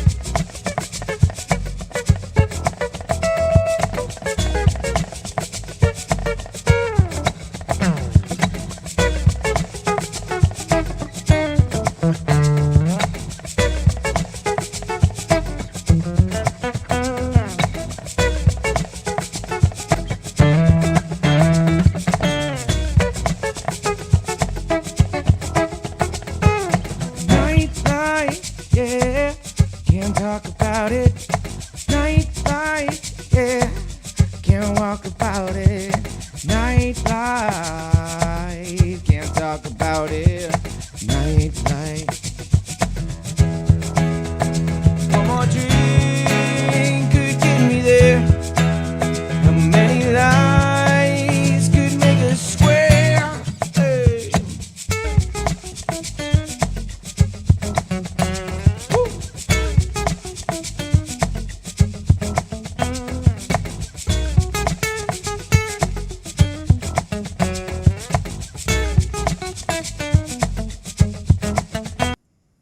Guys, that was Walter Lee from Walter Lee Music, guys. Definitely go and check him out. All right. Sorry to do that, Walter. I got to get on to my next guest. We got Han and Dill chilling in the background. Really, it's Seth, but what's up, brother? Yo, do you see the name? You can't handle this. Oh! You just came up with that. Out And of by we, nowhere. I mean Yeah. me. That makes more sense. Guys, how about Walter? I feel bad he's still jamming Dude. back there. Fucking fantastic. Yo, so I got to tell you a story. I used to be a chef at River Street Ale House in Pittston. I guess it was closer to Plains. But anyway, and this one-man band is what he called himself, Banned. But he literally was the one-man band, dude. Just with the looper pedal, just like our boy was doing there. And, he's amazing, by the way. I can't believe it. His voice. Why did I blessed with something that beautiful? I know. You know what I mean? But this one-man band, dude, he just pick up, like, looper pedal something, then he grabbed the bass looper pedal, and it was just him doing this entire set. And I've never seen anything like it in my life, dude. It was awesome. It's amazing what these people can do. I'll tell you, I'm blown away by the amount of talent. I have a looper, but I don't know how to use it at all. I've tried numerous times. I'm like, how do you work this thing? But anyway, how the hell have you been? Well, better now. It's been a rocky half of a year, I guess, as It most has people been. probably know too. But you know what, man? We all struggle. We all go through our shit, and I'm ready to come out of my hole and come back to the world, if you will, because I've been kind of wallowing in my own sorrow for too long. Well, it's great to have you back. Back into the whatever you want to call it. Back into back into whatever. The realm. Exactly. And you brought a friend with us. Yes, this is, by the way, a bestie, Dilly. He's in like half of my projects, I'd say now. Okay. So Jim, last time it was Jimmy Jam. What was it? I was in 5, correct? 5 or 6? Yes. Well, I know believe it or not. off the top of my head, but I think you have 2 more now or something, Nick told me. Total 10 bands. Well, I'd say projects, man. We're working on stuff. It's nothing we're releasing. Fantastic. Me and Dill are hard at work every day. I've been working to not work. If it happens, that would be great. I'm working on it though. But anyway, yeah, dude, we have a lot to come. I mean, we still got a Minor Glitch going. Minor Glitch has so many songs that are new to come out with, and we already are trying to figure out what we're. Yeah. We're trying to figure out what we're doing to erase other tracks to keep our set list on the same, in a good time frame, that is.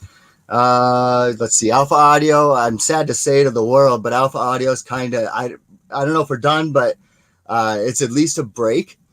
We have no idea where our guitarist is, and he hasn't had a phone for like 2 years. So like our year hiatus just turned into me and Joey starting something else with this kid. All right, nice. Eulogy for an Angel, it's called, and it's going to be like hardcore hip hop. Yeah, I know.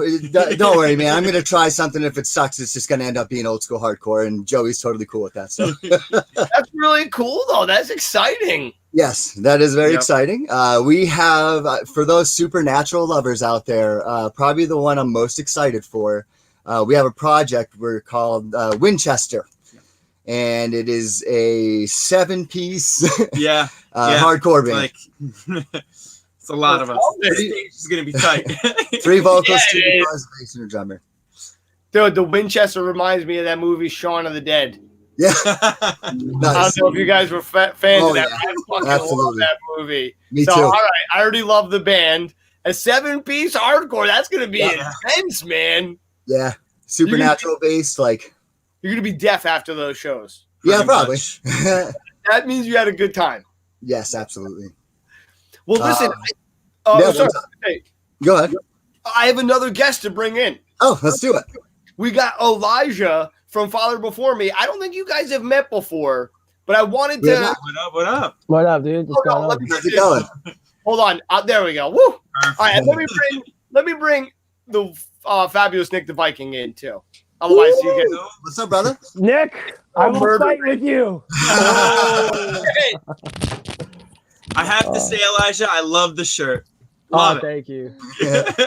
Thank you. I'm always wearing some type of weird, whatever, green shirt or something. We are promote. Hey. Nice. Friends, also, got that's promote. Chris. Yeah. That's what Chris from Say Loud. Yep. You know. Did he just get engaged or something? I saw. Married. Yeah, married. Yeah. Oh, I know. No, I worked. I'm thinking of Future Trash. That's who I was thinking of. Oh, okay. Yeah. Well, he just got engaged. Nice. Well, Elijah, did you just get engaged too, or should we? Is there something we should announce here? No. Me either. So boring. We're so boring. No. So Elijah, what's going on with you? Not much, man. Same old, same old. Recently put some new music out and recently recorded, and I just put a new single out like 2 weeks ago, and then the rest of the EP should probably be out sometime in the spring. Excellent. So spring's coming right around the corner. It's going to be over 60 tomorrow. Are you guys pumped or what? What? We'll be sleeping in. All right. Well, listen, I know Seth's into a lot of stuff, and I see your wall back there. I feel like we got to have common ground between the two of you. Okay. What are we looking at here? What are your favorite? Some of your favorite Funkos. Are those Funkos or my? Oh yeah. So like that's how you waste all your paychecks. No, I have a lot of like really rare ones, and I have like that first like top row. So like every pop you see, there's 2 more behind it. Nice. What? Wow. So like this right here is like the first original line of the Star Wars pops from like 1 to 58. So like there's some there that would pay my rent, but I'll never sell them. I'll sell a guitar before I sell a fucking Funko Pop. Yeah, some of those things is crazy. They're like stocks. How much they go up. It's crazy. But while we're on the subject of toys and figures like that, I know you guys are also into some kind of games as well, right? What game do you think has the best soundtrack? Ooh. My favorite would be Tony Hawk. Both of the games too. There's no beating those because I'm a pop punk kid and myself. So I totally agree for like band soundtrack. Yeah. If I had to go with like a soundtrack that was made specifically for a game, like composed, I like anything Mega Man or Legend of Zelda. But I have to agree, like Tony Hawk got me into like punk music and shit. So you and speak. Yeah, I love 8. Oh, dude, Mega Man X has the best soundtrack of like any game I've Agreed. Yeah. So, what era do you think had the best music? The 15th century. No. I was not expecting that. The Baroque period.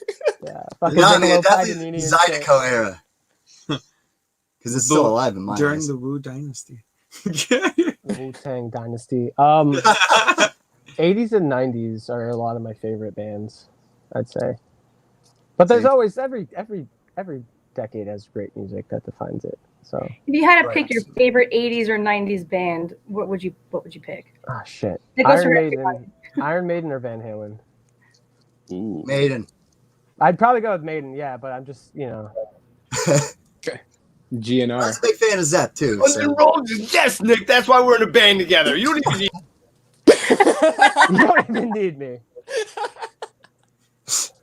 If you had to pick a favorite newer band, if you had to, what would you go with? Billie Eilish. It's not a band, so I guess I'm thrown out. But No, Billie she's Eilish. great. No, that works. It could be an individual or. Oh, you know what? Lady Gaga. I'm Gaga. I'm all day Gaga. You love the Mama Monster, huh? Yes. She's the most talented female artist that's out there, and no one can even put a candle to her. Right So on. new bands, Yo, like, last too. 10 She writes her years? own music too. That's important. She to me. does, and she really has a beautiful voice. Yes, she does. She's amazing. Mm-hmm. Elijah, what were you saying? Like new band as in like last 10 years or like last 2 years kind of thing? There you go. I'll give you 10. 10 years is last 10 fine. years, I would say like Mute or like the Flatliners. What was the first one? Mute. They're like a French Canadian punk I've band. never heard of that band in my life. great. I said They're- Muse, and I was like, oh, Muse is cool. Mute or the Flatliners. Both are from Canada, actually. Nice. Oh, I said. And I may have missed this, but what is your favorite? If you had to pick one of your Funko Pops that are your favorite, what would you pick? Because I can't handle looking at your collection. Oh man, there's anything Luke Skywalker. Honestly. Anything nice. Okay. Hey, we got to get you guest appearing on this other show we do. With your once dad, that- right? Yeah. Dude, I was Yeah. just watching your TikTok thing where it's like, does it work or does it not work? Like some of it was the Coke can was extremely phallic, but I didn't know you could do that. If you just like pretty much like jerk off a Coke can, it won't explode. Well, I missed a good episode, huh? Yeah, your dad is hilarious. Yeah. I love your dad, dude. He's so funny. Your dad's watching right now, correct? Remy? Yeah, You're watching, yeah, he right? is. Yo, what do you think of this, bud? Yo. Oh, nice. It's nice, man, and it's in tip-top shape too. That is in really nice condition. Dude. Oh man. Damn. Oh wow. Everybody. I thought it How was old a is that? transformer for a minute. Old school, Because of man. the This is gun. old school. That would have been the best if it was. Yeah. Hey, well, there we go. Yeah, dude. Yeah. We talked about that a long time ago, Nick, about me being on the show. I still want to bring that piece up, but Absolutely. We're down life to just do went it. to hell. Like literally when we made plans, you're supposed to do Contra with Jimmy, fucking be on your show with your dad, and then my It's dad. gonna just happen. fucking, it's just fucking what a way your brain went. We're But gonna do it. It's gonna happen. it is gonna happen. But before we let you go, Seth, please tell everyone where we should check you out.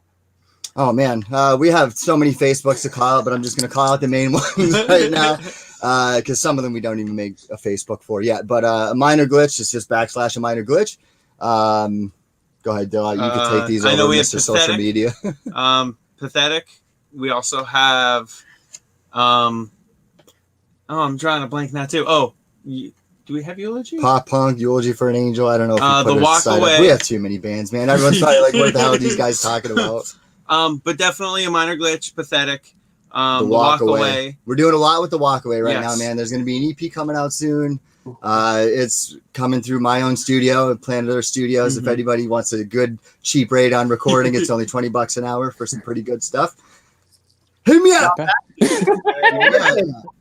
Well, thank you guys so much for coming on the show. Dylan, Elijah, it was nice to meet you. Nice to meet you, man. We'll keep in touch for sure. Absolutely, please. Sounds good. Absolutely. We'll talk to you real soon, Seth. We got to get you on the show real soon again. Please do. I love you guys. I missed you so much. Love you too, Love you man. too, Great bud. to see you. It's good to be back. And Remy, it was nice. Have a good day, Nice to everyone. meet you. All right. Now we got to focus on Elijah, though. Elijah, let's talk about right. Father Before Me real quick. Yeah, man, it's this thing I do in my bedroom that is actually I can put on the internet. You know, no, it's like a passion project of mine. It's kind of like it's like a rebirth of like my music endeavors. Like I was in a band for 8 years and things didn't pan out the way I thought it would, and I just kind of thought everything was over. And then I started this project, and it's been like the best thing for me. Well, dude, just be glad. Nick is literally trying to find plans to kill me. He's like literally thinking about how he can get rid of me to take over this. Oh shit! I won't let it happen. I won't let it happen. You shall not pass. Anyway, I just pull out props during the show. We should have you on every show to pull out those props. How cool was Seth and Dill? Oh yeah, those guys are cool. I could tell right from I don't like judging books by covers, but sometimes covers have really, sometimes good books have really great covers, and that was like an instance like that. Like as soon as I saw him, I was like, I'm probably gonna like these guys. Nick and I figured you guys would be good together. Like just totally. fun. We want people to make new friends. We've been 100%. So many friends on the show, Nick and Remy and I, and it's been awesome. So, and Seth said the feeling is mutual. So that's really cool. Yeah, all right. Well, listen, out of all Father Before Me songs, which is the one that you really want people to check out? Right now, our newest single, Until Lambs Become Lions. It's actually my favorite song I've written. It's like I've kind of like pushed the envelope with my guitar playing, and just like, with my first EP, I kind of held it back and was just trying to focus on songwriting and stuff. But for this one, I kind of was just like, all right, just what's the most insane guitar riff I can write? And I just made a song out of it. Yeah, the video itself is amazing. The music, you really brought it. You killed it with the sweep picking too. So, are there some bands that you listen to that you sweep picking? I wish I could do that you think are good at sweep picking, or that you like pick it up from? I mean, my three biggest influences for sweep picking were Jason Becker, who was a guitar player my brother showed me, and I just remember him coming out and like playing, and then playing with the yo-yo, and like it's like what. Another person would be Alexi Lajo from Children of Bodom. Really, really good sweep picker. And those two mainly. I mean, there's a lot. There's so many. Like, actually, the first thing that got me to learn sweep picking was the Atreyu song, Bleeding Mascara. It's like, it's got just a simple 3-string arpeggio. And that's what got me to start learning sweep picking. But then I got into like Children of Bodom and like Jason Becker, and I was like, oh shit, so like you're supposed to sweep on all the strings. Like, hey, real quick, did you know Jason Becker was in a band with Marty Freeman called Cacophony? Of course, that's where of course, man. That was actually one of the biggest. I hate to say I didn't say Marty Freeman, because Marty Freeman's style is extremely that's the only reason I listened to like Megadeth and stuff. I was like, oh, Marty Freeman, this guy's sick. Like, They were great. It's such a shame what happened to Jason Becker. But with Lou Gehrig's disease, but at least he's still making music, actually, believe it or not. So he conducts. He has like a sign language with his eyes, so he'll move his eyes up and left for like a certain letter, and then his dad did that for him actually, and he just released a custom guitar in carbon. He's the reason I actually own a carbon. So like, I love this. Like, I know you're a Strat fan, so I wanted a Strat with the 3-on-3, and I wanted a green Strat. So that's pretty damn cool. I was able to. Got the humbucker pickup at the bottom. I love it. Yeah. Well, I feel bad, but we got to run on you. I got my next guest waiting in the totally. wings. Thank you I've always appreciate being here. It's always fun. Honestly, it's Remy, Nick, and Jimmy. Thank you. It's lovely to meet you, and I love your collection. I can't get over it. This is just one wall. There's a wall here. There's a wall there. There's a wall there. I got the 360 view before. I was like, ooh. Yeah. It was very cool, man. But all right, well, listen, Elijah, so good to see you again, and we're definitely getting on season 4. Yeah, thank you, man. Looking forward to it, man. I'll see you guys around. Can't wait. Talk to you then. Take care, man. Later, guys. Right. All right, Nick the Viking and Remy, we got one song left by Walter Lee. How freaking excited are you? This guy's killing it. He's just been killing it. He is fantastic. It just mind blowing. Guys, I know Nick roofied me because I'm in love. All right, guys, let's get Walter Lee back on the show. Walter Lee! Thanks for the intro, guys. So I pre-recorded some of this loop stuff so it doesn't go on forever. So here we go. I swear I did it just before I came on. Here we go.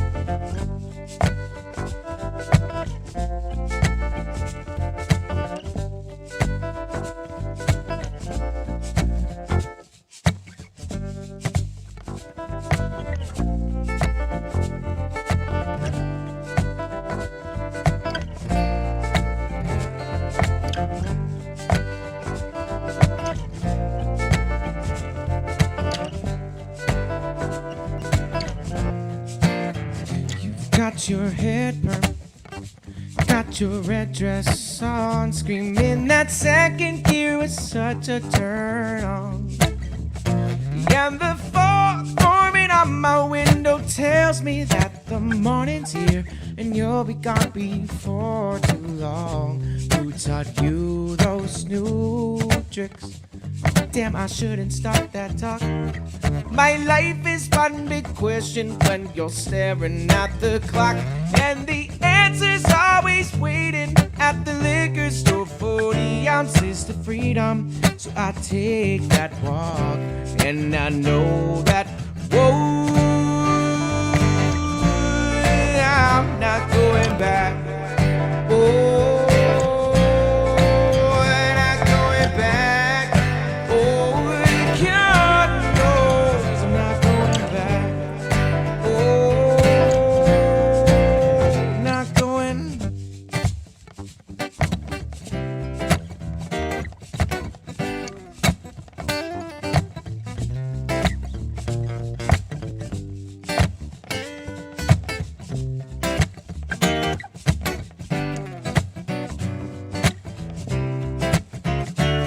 well, you look so fine when you're lying, just don't show.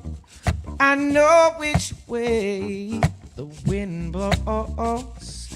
A 40 ounce of freedom is the only chance I have to feel good, even though I feel bad. And I know that, whoa, I'm not going back. Oh,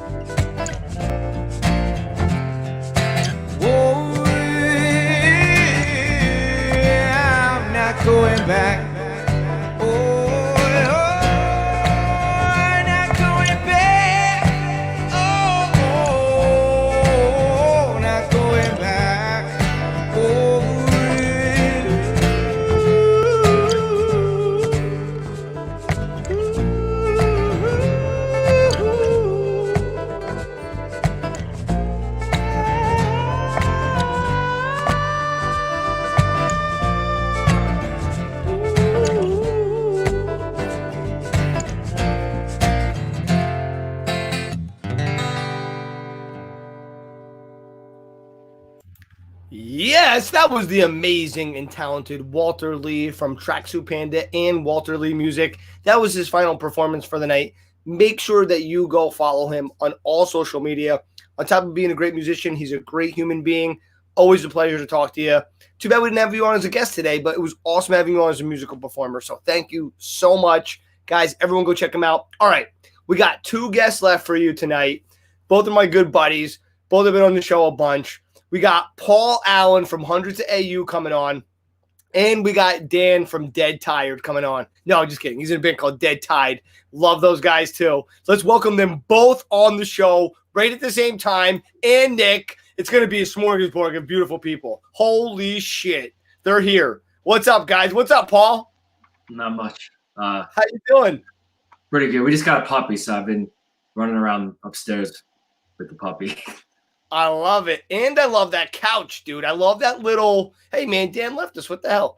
I love that little pillow on that couch. What's that about? It's like a little rolled pillow. I'm pretty sure. So my cousin got these couches from an office building. He's like, they're throwing out these couches. He sent me a picture. They're really heavy. It took me 3 people to carry them, man.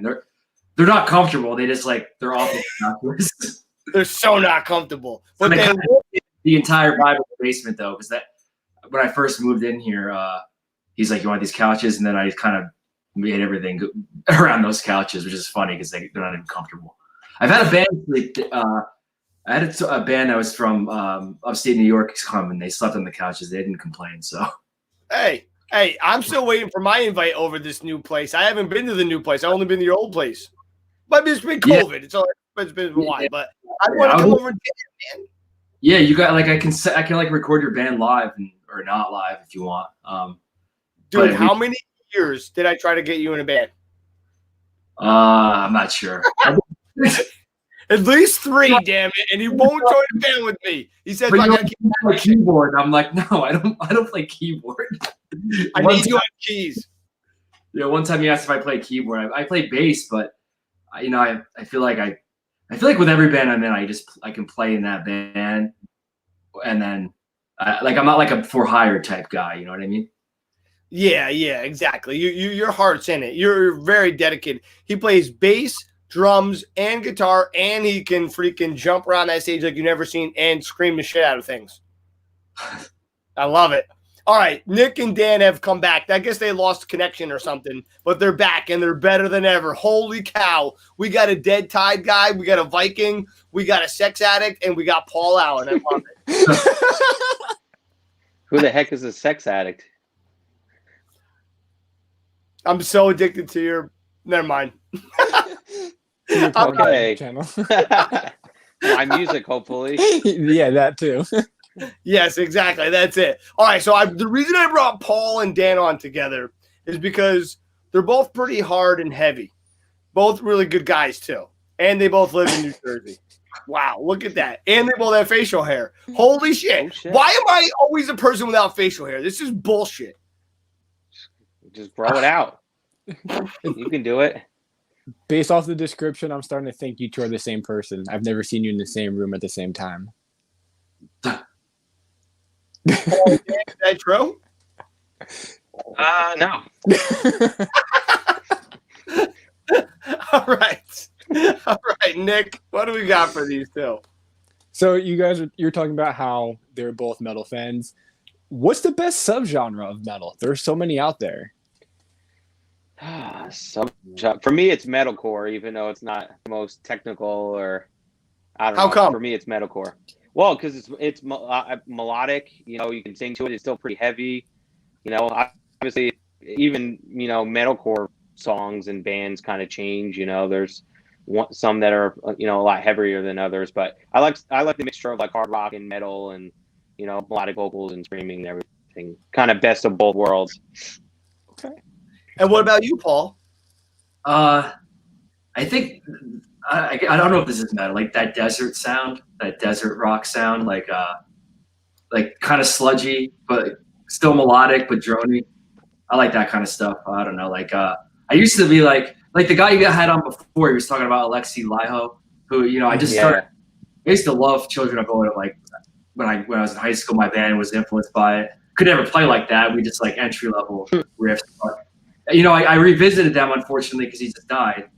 And I ended up buying the one Follow the Reaper because I remember how much I loved that record. It was so fucking good. And so I don't know what even is that? It's not black metal. It's more melodic, right? So I don't know. I like lately. I guess I've been more into like that bluesy influence, kind of like Graveyard, Sleep. That's stuff like that. I don't even do. I want to say Stoner Doom. I don't like. I try to like. I don't know. It's weird because I'm like. I don't have an answer. I think Sarah simplified it. She said just metal, all metal, all. Yeah, I think she like my favorite metal because my guitars have aluminum necks, so I like that metal. Oh, cool. There you go. All right. Now, Dan, you've never seen Paul's band play, have you? You've never seen each other, right? No, I don't. I don't know. Dan, did you ever see the band Control? Paul was. Yeah. He plays with them. He did bass for them and Sex. I could have sworn I've seen you. I know I've seen you at shows, obviously, but yeah, we cross paths. I mean, Control. It's like over 10 years we've been on and off. You know, that's like a long time. Well, your band. Did you have other bands that you were in? Too Far Lost. Yeah. So before Autobiography. Too Far Lost. Yeah, Autobiography.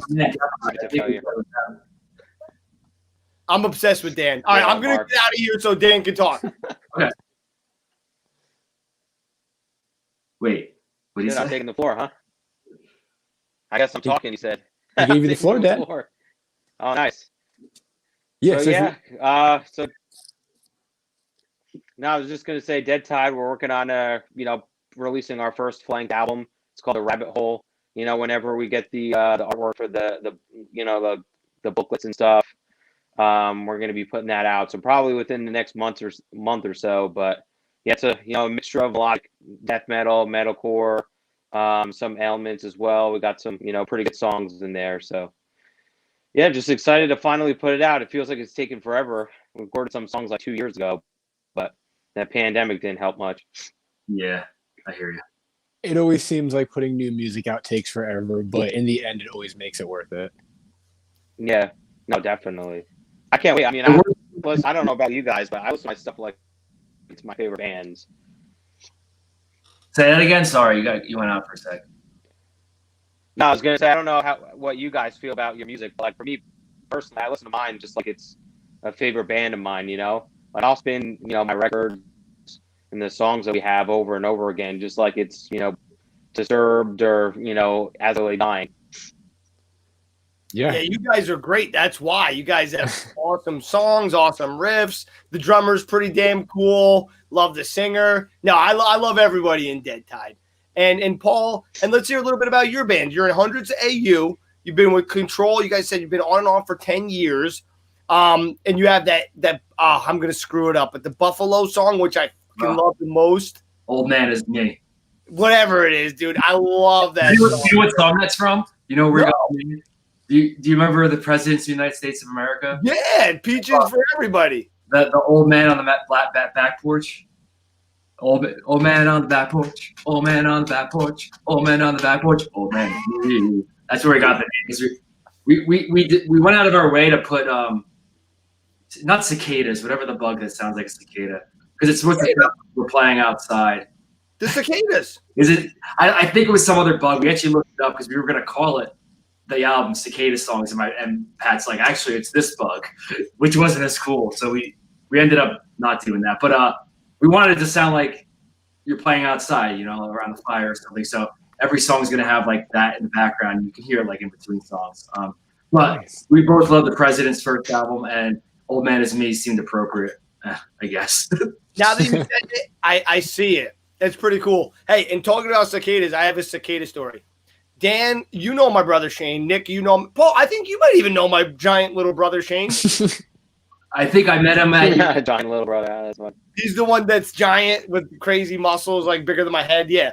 Anyway, when he was growing up, he was one of those kids who was like, oh, if you give me $20, I'll do this. Or if you give me $20, I'll do that. He did it all the time. So there was the one year the cicadas came out of the ground, those little weird freaks. They come like every 7 years or something. And my brother was like, oh, only a cicada for $20. I was like, deal. Boom. Made this kid, he was probably like 13 at the time, made him eat an effing cicada. My favorite part was we made a rule. He had to chew for 30 seconds without swallowing, without any water. Oh. They were fucking big, bro. Real big. Remy wants to get in on this conversation. I love it. So, what is wrong with you? So my favorite part is Shane, and he was big then too, but he wasn't as big as he is now, but he was still really big. He's chewing it, he's eating it, and he's dancing like counting down to the 30. We had a stopwatch. He finally takes a swig of water, he spits it out, and I'll never forget. He shoots out this nasty leg. He spits it out. Nasty leg sitting in the drain. Oh! Water, like why not Coke or something? Yeah, like dissolve it down. Because if you've ever Water, so you can get the real flavor of the and it just breaks down, so it's gonna be stuck in your mouth, especially chewing it for 30 seconds. At that point, it's just like dust. And you wanted to start Fiverr, the website where you do things for a $5 fee, right? So listen, if you guys ever see Shane again, and you wonder why he is the way he is, now you know. Now, Shane and I did another thing together, but it didn't work, and I was so pissed. Yeah, good job. Yo, there was another thing. There was another thing going around where you can't drink a 20-ounce Sprite and eat a banana.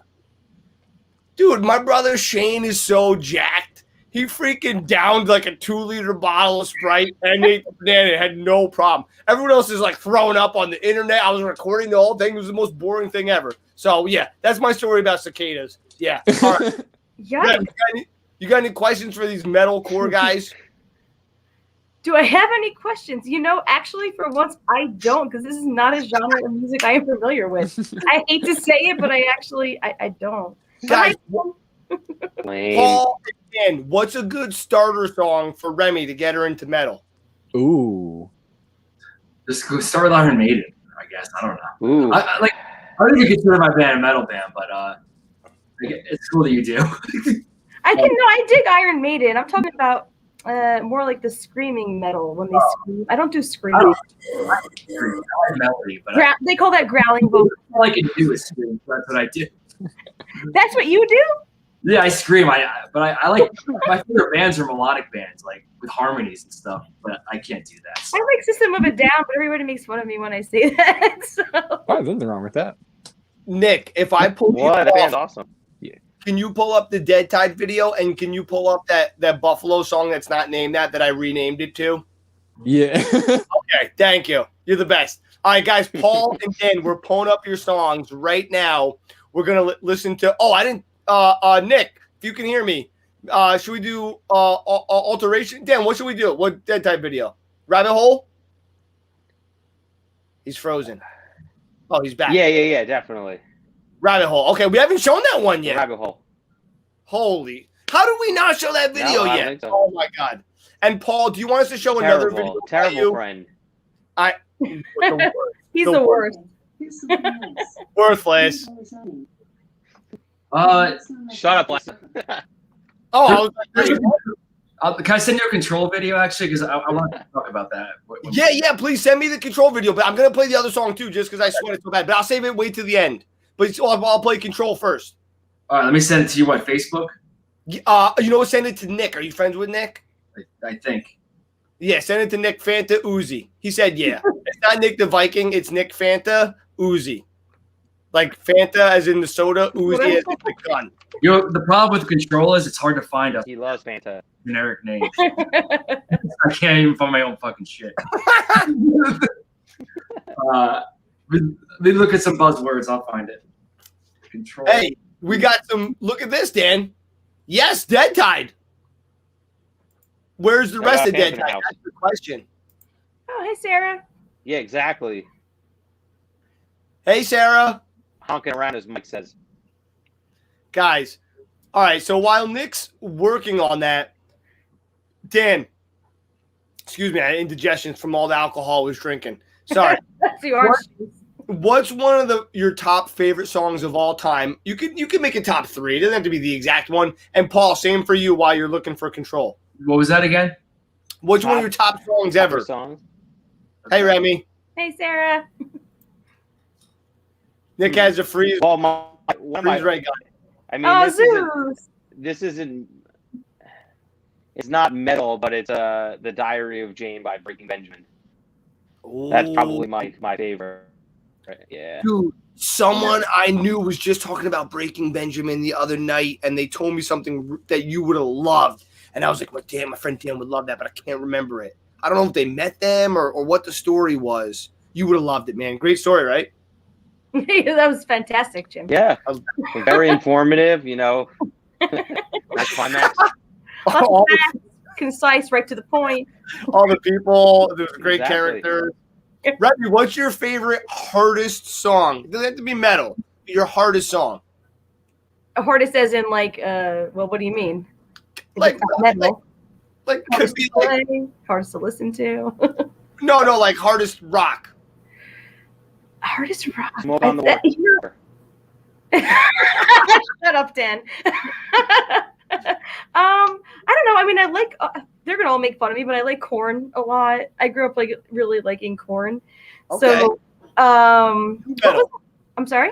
You're into new metal, or you were. Oh, into that's not even metal. They consider themselves hard rock, technically. Oh, I thought they were new metal. If you I don't know. If you look at their biography, they consider themselves hard rock. I don't know. You want to know what's funny? One of their, I think maybe one or two of their songs are on like. What were you saying, Dan? 2 of the No, I songs was are gonna on say what? Korn's on one of the. I think it was the other day. Rolling Stone shared like a top 100 metal songs of all time, and I think Korn had like 1 or 2 albums on there. Nice. You know what I love? They were fun back in the day. You know what I love about Korn? Yeah, I guess. I don't know. You can always, it comes out in your poop. Yeah. How did I know you were gonna say Paul looked right up for that. He's like, wait, what the hell is going on out there? I'm really bad at multitasking, so I was like trying to find the video. I'm trying to figure out what you guys are talking about. We're talking about Korn in the poop. I recently got into Corey Taylor. Okay. I mean, more Stone Sour-esque, but still. I love it. I would say I'm a I didn't loser. love the Slipknot because I just didn't. I don't know. I'm like, I get like, I'm weird and like I get scared. So I'm like, so they have like this mask. I'm like, oh God, don't hurt me. They're yelling at me. Yeah, why? Stop yelling! It's too loud. I'm sensitive. So Dan, you have a lot of stuff going on. You are recording another band right now, one of the last. So now you do recording, you do music videos, you do porn videos. You're a drummer in a band. What's your favorite one out of all those? He's like, no. I would say out of all of those that you didn't mention, sleeping. You know. Second would be eating. As you could tell. Okay, we're on third. All right, I'd say third would probably be. I don't know. Actually, out of all of those things, probably would be listening to music. I actually prefer listening to music more than I do playing and, you know, recording or. I mean, not to say that, you know, playing drums and doing a live show isn't fun, but I don't know. I just get like a, you know, like a euphoria out of listening to like a song that I haven't heard in a while, or, you know, one of my favorite songs is just, I don't know. Whenever I just pop on a great record, it's like you get lost. You hear that, Deadtide? He's sick of you. He just wants to hear your songs. Exactly. You want to hear the new Yeah. fucking EP. Now, listen, there's some behind-the-scenes shit that I'm not going to talk about, but there's some people I'm ready to. But I didn't talk about anything. Uh-oh. No, I'm kidding you. I just make shit up. What about you, James? What's your favorite? Oh, my favorite hard stuff? I'm not that hard, as you guys know. I like Dave Matthews Band. But when I used to be hardcore, before I used to play games, like before I would get on the field, I would get all amped up listening to Metallica. I'd listen to like Battery or Master of Puppets, and then I would kick people's asses on the field. I got kicked off of 2 soccer teams because of Metallica. Thanks. You got kicked off. Literally. They told me I should go play football. Just because I got in trouble at a couple of games. Apparently, they don't like violence at soccer, which is just ridiculous. You Because could have been a good wide receiver, though. You're fast. Ooh, I played 2 years of wide receiver. Did too. you? I did not know it, but I was like, you're fast. You wouldn't have been a great wide receiver. I'm always running from the cops growing up. You can't catch me. No, I'm joking. I never ran. VCR. Don't blame Metallica. Paul, what about you? Favorite song? I always go back to the song "Never Tell" by the Violent Femmes. It's like a 7-minute crazy journey, and he says in the end of the song, he repeats the line, "I'll stand right up in the heart of hell.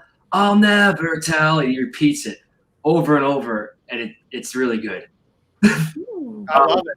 I don't know it. Remy, you play bass, right? Yes. That bass player is just like, I don't even know what he's doing. I don't even know. He's all over the place in a good way, though, and he plays like this weird sounding acoustic bass, and he just has this mullet, and it's good. Yeah, I mean he's grooving though. For that style of music, he's actually just really just grooving. Like he's not even extra fancy. It just works. Yeah, the Violent Femmes, though, the early Violent Femmes stuff, right? His voice is just annoying, but the songs are good, so it doesn't even matter. The voice is a little annoying. Yeah, like super nasally. They're all relatable songs. The lyrics are good. I think that it's great stuff. So are they considered metal? Because you said that they do an acoustic bass. Like, the guy plays like a snare drum with brushes. No, they're not metal. Okay. They're not metal. That explains a lot. The question was favorite metal songs. Is that what the question was? Favorite metal songs? Yeah. Well, but that's yes, but But Violent Femmes, that sounds metal. there's violence involved. So. The content of the lyrics is heavy. There we go. But I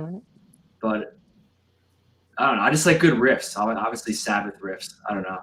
Oh yeah. And you can hum with your mouth is a good riff. So I don't care. Like I'm not so much like into like really crazy fast guitar stuff, but if the riff is good, like bow now, bow bow bow bow. I like that. Hey, you just gave me an idea. Can we do a little song right now? Dan, you do the drums. Rem, you do the bass. Nick, you want to do guitar or vocals? I'll do guitar. Okay. Paul, that means you're on vocals, buddy. I'm gonna be the dancer. All right, ready? Sir. It's in 4/4 time, Dan. A minor, Rem. Yeah, okay, because I can bass A minor vocally. Ready for the train wreck. 3, 4. Bum, bum, bum, bum, bum, bum. Dan's like, come on, somebody else win. Oh, this is drum beat. oh, Mateo said E minor. E minor, she's his favorite key. That is my favorite key. All right, serious question. Dan, what's more important on a song, drums or guitar? Shit. Well, I don't know. From my perspective, I say guitar, but I kind of think in technical terms, maybe drums because that keeps the rhythm. But Paul, what do you think? Drums. Drums and vocals. That's all that really matters. You go to a fucking place, like, then they want you to do sound audio, and your band is like mic'd up, and you don't want to be mic'd up. All you hear is drums and vocals. That like when they do their mix or whatever. But not every time. But it's all about communication. So if it's that, it's our own fault. I'm not trying to blame anybody. But I had this conversation because I like a lot of hardcore punk music, and I was like, there's this one record called it's very offensive, so I don't want to even bring up the name. But the thing's got melody, and it's got like parts that make you want to flip a table, and it's the guy writes the song. If you produce pop songs, you'd probably be famous. The guy who writes these songs. So like he's got the vocals and the drums, I guess, are with the pummeling drums, and that make you want to move. I love it. If you can sing along and move along, but that's I guess the point of music, right? Besides, absolutely. You gotta move. Like I need to get this thing out of me. There's that end of it too. But Rem, what do you think? What was the question? Drums or guitar are more important? I know I didn't throw bass in there. Sorry. Well, you should have. No, I'm kidding. Yeah, can we say what the question? I think. is? I'm sorry. Somebody was saying something and I missed it. What did you say, Dan? Yeah, can we say what the least Was important it is? just Dan being a jerk for a change? Oh, all right. I'm kidding. I love Dan. Hey, I think it depends on what you're Lars going. is a drummer. He shares the same sentiment. You know what, Dan? Shh. Fight. No, I really think it depends on the setting you're looking for. If you're going to play an acoustic show just as a guitar, the guitar is more important. If you're playing in a band, I would say the drummer is more important because the drummer's holding down the beat, the drummer's dictating the tempo to the guitarist, the bass player, the singer. So I don't like these answers. It's guitar. It's guitar. Well, it's not though. I respect all of you, but you're all wrong. It's harmonica, whether your Dan has one or not. That's clearly the most important. Yeah, but you gotta go with the little mouthpiece with the No, head. it's the cowbell. I was gonna say that too, but then it would have seemed like it was part of the drums. But my band was kind of talking about this the other day, and actually, I think we're all wrong. I think now I'm thinking Played about it. separately. It's like the way everyone. I hate to say what's the word, the vibe, but I They need work together. like the chemistry. That's what's important. They were talking about some band from the '90s, and they got this fill-in drummer who was like fucking perfect, but they saw him live and they said it was lame because it wasn't there. Well, right. I mean, if you have a drummer that can't keep time, the drummer's not the most important part of your band because sometimes then the guitarist and the bass player have to bring the drummer in time. So it all is, If the drummer can't keep time, you're fucked. Well, that's true, but we've all played with drummers that maybe can't keep time. Pretty much. Except for Dan. I'm sure Dan keeps perfect time. And that was not an insult. That was a compliment. No, that's not It was a direct shot to you. Guys, Thank you. I'm going to have to kick you all off, and we're about to play Runaround by Blues Driver.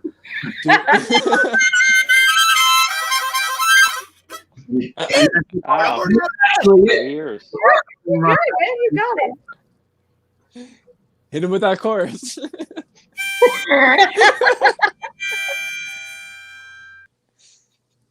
All right. Jimmy actually said two important words before that actually had a question for all of you. He said finish him. And I know Dan is planning to go see this new Mortal Kombat movie that's coming out. Did you guys play Mortal Kombat back in the day? And if that's the case, who was your guy? In light of International Women's Day, I just want to say finish her. Because you should always. You gotta use the right pronoun. It's important if you finish her. That's correct. But, did you guys play Mortal Kombat back in the day? Yeah, check this out. Wait, if I can make my Not screen really. What is it? Can I go? Can you see it? Yeah, see that? It's the bottom of it. That's Street Fighter, but Mortal Kombat's on there. Oh, all right. Chun-Li, man. Chun-Li. I was always about Chun-Li's sexy legs growing up. Mortal Kombat's on there and Scorpion. Would be. Nice. And who for Street Fighter? Street Fighter with the E Honda because I cheated with the. Yes, E Honda when his fucking arms Yeah. I can take you down with that super hand. And then he wins and he goes. Or Dalsim with his crazy. Remember Dalsim?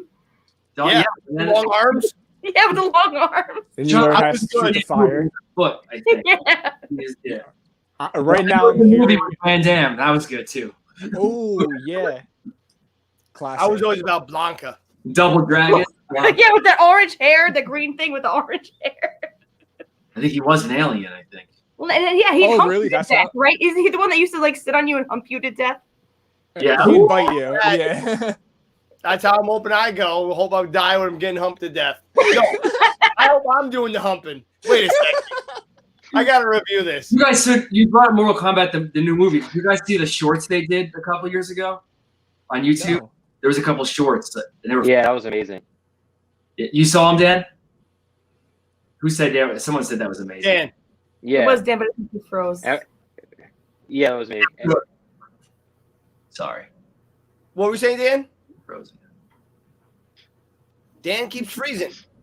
Dan. No, I was gonna say, yeah, I saw it. It was everyone wanted that to be the real movie. Ooh. Yeah, it was awesome. So if it's anything like that, it's gonna be awesome. Ooh, I gotta check it out. Dan, do you want to leave and come back real quick? All right, real quick, Paul. While he's unfreezing, look at that beautiful face of Dan. Paul, listen, let's talk about your bands real quick. Okay. What do we have? What's going on? Anything new? Any practices lately? What's been going on? Well, Hundreds of AU did our last time we talked. We did like our 4-part live series thing, so that's done. Nobody really saw it, but we did it. We were happy that we did it. And I think now we're gonna do that every time we do a release. I think we kind of mentioned it. I hope that every time we do a release, we get into a room, record them, soundboard audio with video, so we could say, yeah, we could play these songs live. We might not put them in our set, but we did that with our new record. Kind of because we wrote all that stuff in quarantine, most of it. So we were like, can we do these songs live? And we proved it to ourselves. It was very selfish. We did it for us, all right? And then we started writing new songs, and it sounds dumb. It might sound dumb, but I think if you put the two things next to each other, it's going to make sense. So we're trying to go into these new songs. This was Tom's idea. We're tuning differently. We're doing this. It's still drop D with the high E and the B, or A and D. So when you play open, it still sounds cool, and all the chords are different. But so we're changing the tuning, and then we're switching to single coil for a whole batch of songs. And I'm psyched on that because I like a single coil, noisy, thin. I like a thin guitar. I like a thin, almost annoying surfy. And, it's still us, so it sounds like us, but there's a lot of more cleaner stuff, and we upped the reverb. So we're making this batch of songs with that sonic thing in mind, and I'm psyched on that. And then you mentioned Control before, so when I stop spitting everywhere, I'll tell you. Yeah, good thing. I usually wear a mask, so it doesn't matter. I wear. I'm like, hey, nice mouth breathe. All I want, and I'm a big mouth breather. It's bad. I'll make videos of playing guitar or even of the new puppy, and it's just like. Yeah, I gotta work on that. But yeah. So Control, Mike hit me up. Well, I talk to Mike almost every day, and he was thinking that we do a 10-year because. He was thinking we'd do a 10-year reunion of which I didn't even think it was that old. We did this 10-track album called Obsolete Through Automation, which I think we all think, even the new guy, because I talked to him the other day, he thinks it's the best thing that Control's ever done. So I think we're going to do that album live. The original was the best. It was after we did a couple EPs, and then we did 10 songs. It was called Obsolete Through Automation. I love it. It's one of my proudest things that I've ever been played on, and I'm psyched to be able to. I hope we do it. I hope we relearn the songs and we record them live with video. I think that's the thing. It's not that hard to do. I mean, I think I got to give props to everybody who does the video end of that. I couldn't imagine the editing that goes into that. And then we go back and we say, can you take us off that part? I messed up. I hit the wrong note there. I don't want that to be on camera. And then they got to go back. That's what happened. In the Hundreds thing, and Mike, who was doing the editing, more power to him. He put the time in, and he did a good job. So I don't know where we're gonna go for that. The idea of Backroom came out, Backroom Studios. It's just gonna, we could do it at my house if I can get Pat and Andy to do the video. So we'll see. I love it. Yeah, I'm always a big fan. You're always doing something. I swear. You're one of the most known people around the New Jersey scene. You've been playing so long, so many different bands. I love it. I love the enthusiasm. So it's really, really great to hear you got new stuff coming out that's going to have a little twist on it.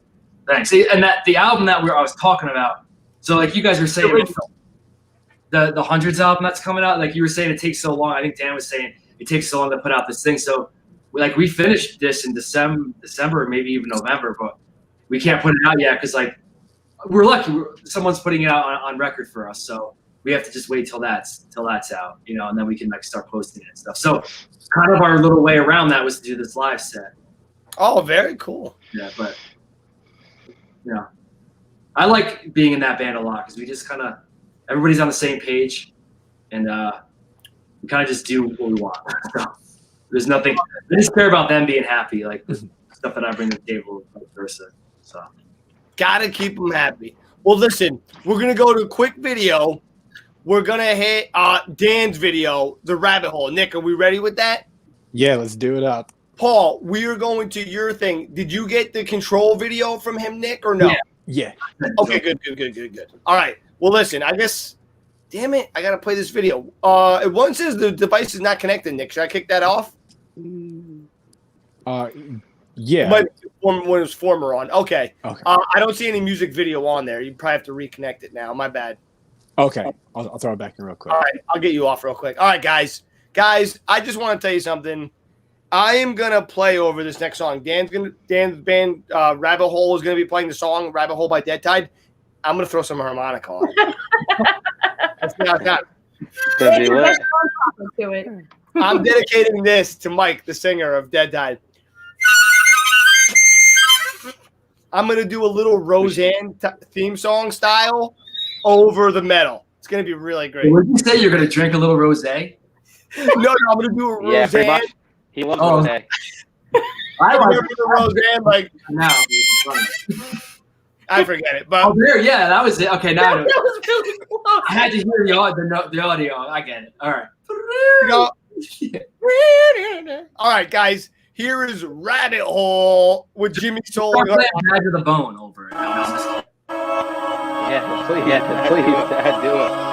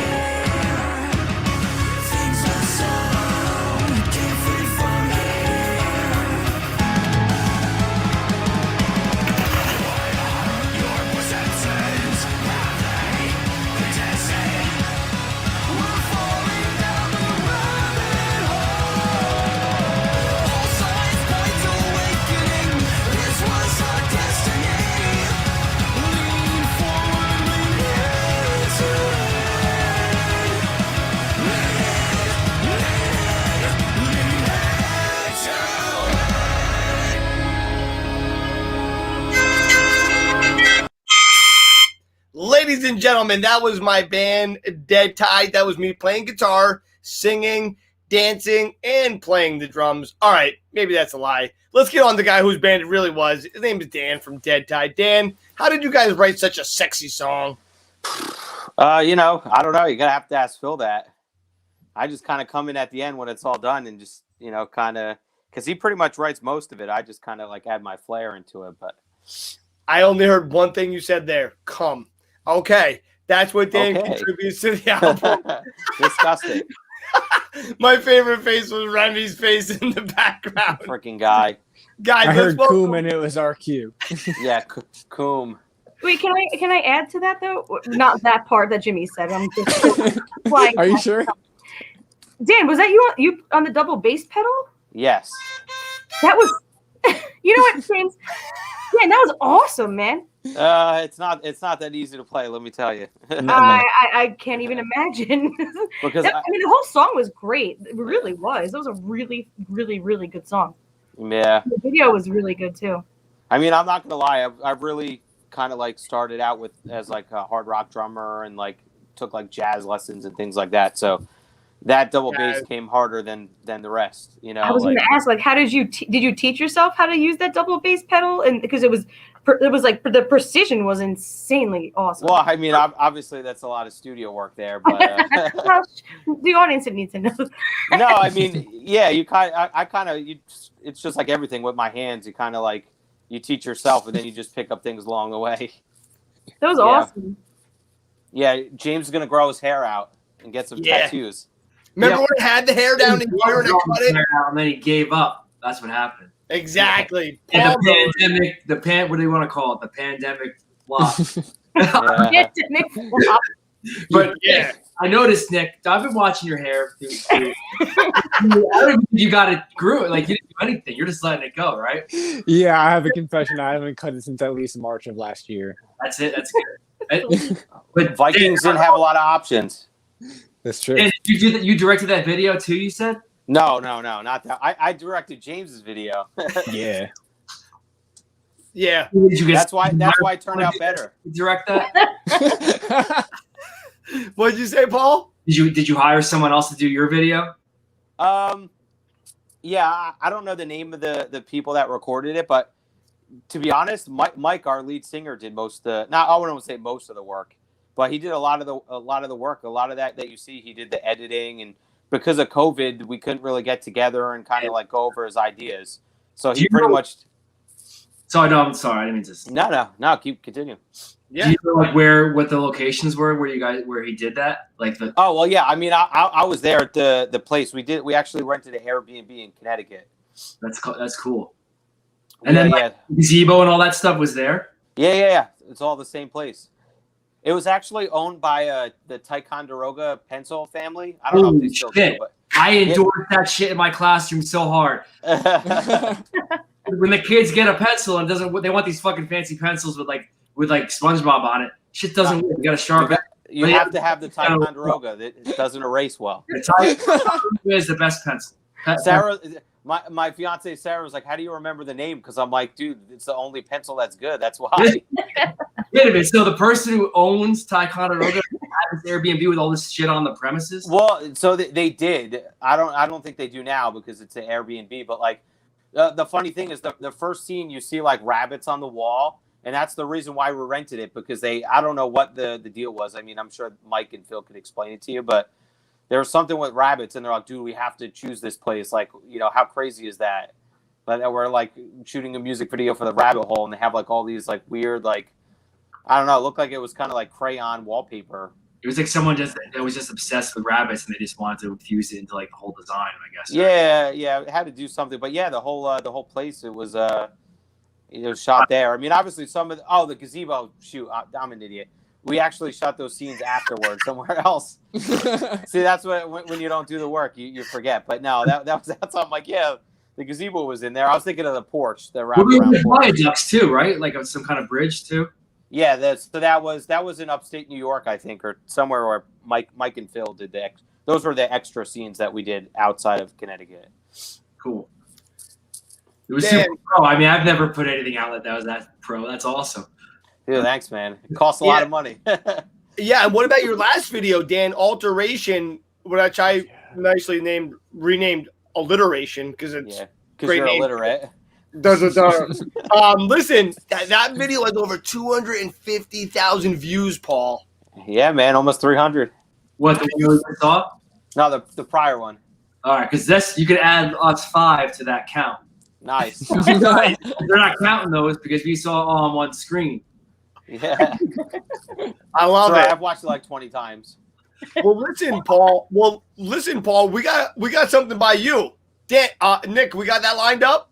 Yeah. Oh, let's play I it. have this level of production to see you guys. Dude, it doesn't matter. Let's play it. Yeah, dude, it doesn't matter at all, dude. By the way, real quick before we stop, go into that. You guys have a keyboard player? No.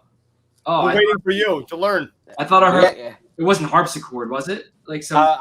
I don't. It's just because we're like you probably listen to them, but we're heavily influenced by like, In Flames. Okay. So cool. we add a lot of like synth stuff in the background, but it's all produced by Phil and the people in our studio. The funny thing is we actually maxed out Pro Tools with the amount of like backing tracks that we have. Are you apparently caused a lot serious? of issues. Yeah, dude. How many drum tracks did you have? Oh no, it's not based on the drums and guitars. It's based on like the background atmospheric like synth stuff in the background. Cool. Damn. Dude, I'm like guitar, bass, and drum, baby. Exactly. Exactly. They're like, dude, you don't want to take in more tracks? I'm like, nah, that's good. No, but all right. So let's get into the video. Paul, Nick, what video do we have for Paul so we can talk about it real quick? This is Loathing in Me. This Loathing in Me. That's Paul, what do you want to tell us about that real quick? This was we played at the Court Tavern before it closed, and we didn't ask, I don't think. And then the person who was doing the sound that night recorded us, and then our friend Mike filmed it, and then we put it together. They put it together, and they sent it to us, and we're like, cool, thanks. Wait, the Court Tavern closed? The Court Tavern's closed. Before it's nothing to do with COVID pandemic. Yeah. I'm lucky I got to play there then at least. Yeah. Damn, man, I didn't know that shit. Dude, that sucks, man. But all right, well, let's get into this music video now that I'm all depressed. Well, this is just live. It's not like a video. We're just playing at the Court Tavern.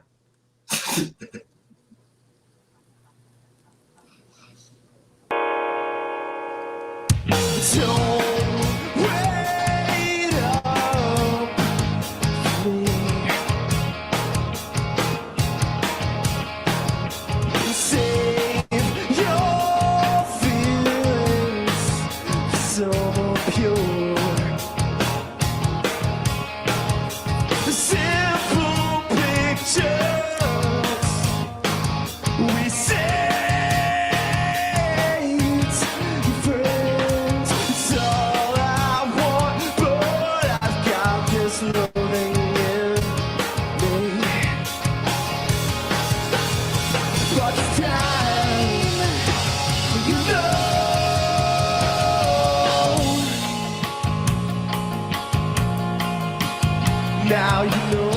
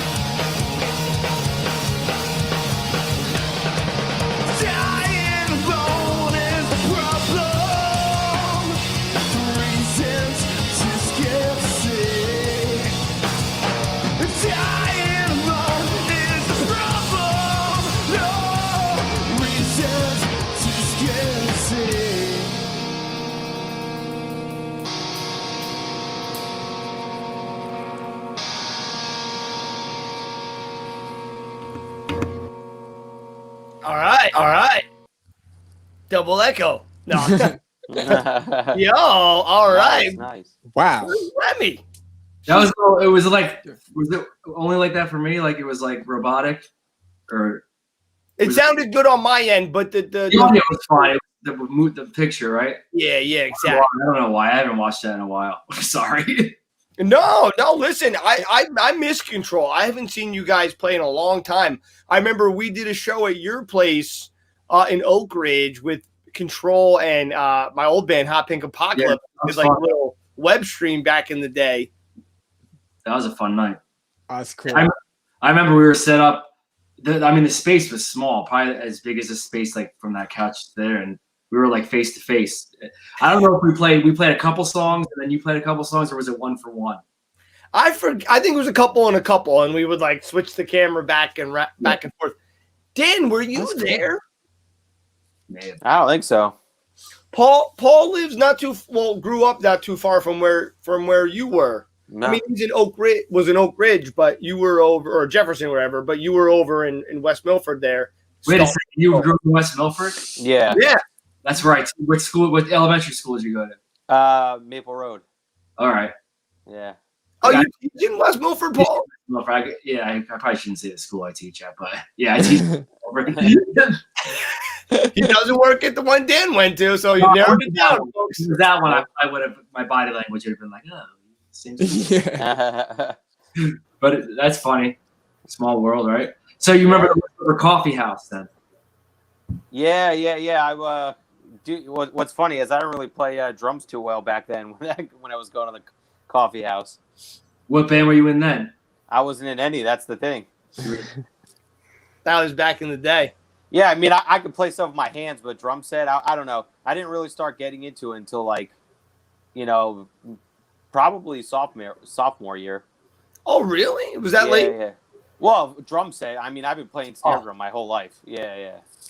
Oh, so you started in like marching band? Yeah. Marching. I mean, typical story. Like my grandmother bought me a drum set, and I was a typical kid. I'd always go outside, play video games, and it was like music I did on the side or at school. But then, when I was 14, to come home and just jam on music. I remember one kid was like, "That's all you do? Is you go home and just play music?" And I'm like, "Yeah. What do you do?" Wait, so what? It's not all I do. I know, right? It's like, all right, I can't play music. What the fuck have you done? Now look at me. Now look at me, bitch. Now. So when did you graduate? 2008. 2008. All right, we're close to the same age. Yeah, man. I'm old, but I graduated 2009. You guys older than me. Nick, when did you graduate? 2006? 2010. Oh shit! Are you serious? High school? Are you even 21? Yeah, I'm 29. I would ask if you went through puberty, but you got a lot of facial hair, so I think you're good. It was this year. I was lucky. It happened this year very quickly. That goes Don't pretty laugh. fast. I'm still waiting to hit puberty, so don't laugh. Wait, one more question, Dan, for West, because I know you're from West Milford now. All right, shoot. Do you know the Siphon Shit Fellas? No. What is that? They're like a thrash punk band, and What? they're known for just showing up to shows and playing and not being Just kicking over people's drum sets. There was a place called Rash Secondhand. It was like a secondhand store. You remember that place, Rash, RISH? That was in West Milford? Yeah, it was like right across from the diner in the middle of town. Damn, I'm clueless. This isn't even that long ago. It's like Wow, really? yeah, after high school for you. But Oh yeah. So after high school, now I was completely disconnected from West Milford. Then I'm still hitting the West Milford scene pretty hard. Playing Rash, playing the Pioneer. I'm just kidding. I know. I was gonna say shit. The What's Pioneer. the Pioneer? They're all It's a ghetto ass bar in West Milford. Yeah, right across from Utopia Deli. Good spot. Nick, hit him up. Let's do it. Don't do it. Don't do it. Stereo Joe, Pioneer. You both will get herpes if you play there. We'll get a rash. Already got it. Rash. I'm trying to think what else is in West Milford you guys can play. I mean, there's the Pioneer. Does the Vreeland do any shows? No, but they have a great sandwich. Yeah, that place is pretty That's good, what's dude. important. That place is like 2 minutes from my father's house where I grew up. Okay, that place is awesome. Oh, Yeah, I know yeah. what that is. So I used to be really. There was a music teacher in my school, and we used to be friends. And he would ask me to play like I'm like I play drums, but not like you, Dan. I could never do what you do. But he would ask me to play drums in like the winter concerts and stuff. And we would always play at the middle school as the big event, and we would always go to the Vreeland house in between. That's all. Sorry. Yeah. Have you ever been there, Dan? No. Oh, you shit. ever been there? Where? To the Vreeland house? Oh, the Vreeland. Oh, yeah, definitely. I went there. I'm trying to, dude. I can't even remember what I ate. I know you said they had a bacon sandwich. I got something there once. Anything with chicken, it's good. I'm pretty sure I know the owner. Yeah, totally. Yeah. COVID didn't come from Wuhan. It came from West Milford. Could be true. You know what I know about West Milford? They eat poor kids. The bears eat poor kids in West Milford. Remember that one hiking spot you took me? We're like in the middle of hiking. Dan's like, "Yo, wasn't this the place where the guy got eaten by a bear?" I was like, "Dude, that happened like once." You live in Butler, don't you? Yeah. Now I do. Jimmy. Yeah, I live in Butler. Literally, Maple Road is pretty much Kinnelon. It's like not even West Milford. Like Maple. Is that the one that's right off 23 Maple Road? Or is that? Yeah. It's like well, it's off of what's that called? Morse. Is it Morristown? No, Westbrook There's Road. one school in West Milford because West Milford is so big. Dude, it's huge. There's one town that's pretty much Kinnelon. One school that's pretty much Kinnelon. It's right off the highway. Yeah, it's like right before Kinnelon. Butler, which is pretty much Aaron Decker. I'm sorry, I love Butler. They're like the Aaron Decker School. I'm not sure. That's Bloomingdale, I think. Anyway, that's Butler. Oh, it is. Aaron Decker. Well, you would know. Yeah, I only know that because you went. You still go to school there? I'm still trying to get out of that third grade. Damn it! Trying to get your grade 10. Multiplication. Jimmy passed the first grade. Oh, what a glorious day! Real life Billy Madison. I love that freaking movie. Best movie. It doesn't matter how many times I watch that and Happy Gilmore. The same parts are just as funny. I laugh the same. I love his time. teacher. Not gonna lie. Oh yes, that Veronica Vaughn. That might be the best review of any movie I've ever heard. I watched it, I laughed just the same. Dude, it pretty much is. If whoever did that movie read that, they'd be like, "Yeah, we." Yeah, Happy Madison. I think Yeah, it was Happy Adam Sandler, Madison actually. Productions that did it. Mhm. Happy Madison made my favorite movie, Grandma's Boy. Can't believe Dan doesn't like it. Who doesn't like Grandma's Boy? I gotta watch it again. I don't think I liked it. as Nah, much. give it another chance. Give it another chance. Yeah. Paul, have you ever seen Grandma's Boy? I have not. See? You have not? See, it was so bad he didn't even watch it. It's probably a Halloween movie though. Lies. It's Grandma's Boy is all the Happy Madison people minus Adam Sandler. Oh, that's the best part. No, not always. Yeah, but his dude, that robot guy. Yeah, that part was. Now that I remember, that part was pretty funny. You should totally get a car bed. Yo, I had one, man. When You I still was have one. growing up, I had a van with a bed, man, for like 2 months, and then it broke down. I did all this work. We used to have the coolest van, man. Yo, we did so many late night jam sessions. I had a couch, but it doubled as a bed. If you know what I You didn't have a water bed? No water bed. I actually had a water bed when I was 18. It was my old uncle's. It was pretty cool. I've always wanted one. What was it like? It was Washing around good. in the ocean. It was good, but I had a cat, and she finally Put a hole screwed in it up. it. Yeah, no good. Yeah. And that's not fun when you have to deal with the water everywhere. How much flooded? Guys, people, no, listen. There's rumors right Yes. on the road. Do not go on there. We're kidnapping him and taking him there. Oh my God, Clinton Road was the best. Are you We're kidding me? kidnapping him. I got in my car and walked. At night, There's we're gonna do a nothing to be seance. scared of there. Do not go there, folks. You heard it from here. You know what? I'm kicking all these people off. You heard it from here, folks. Do not go. No, I'm kidding. They're all Don't listen to him. I'm flipping you off backstage and now I'm flipping you off here.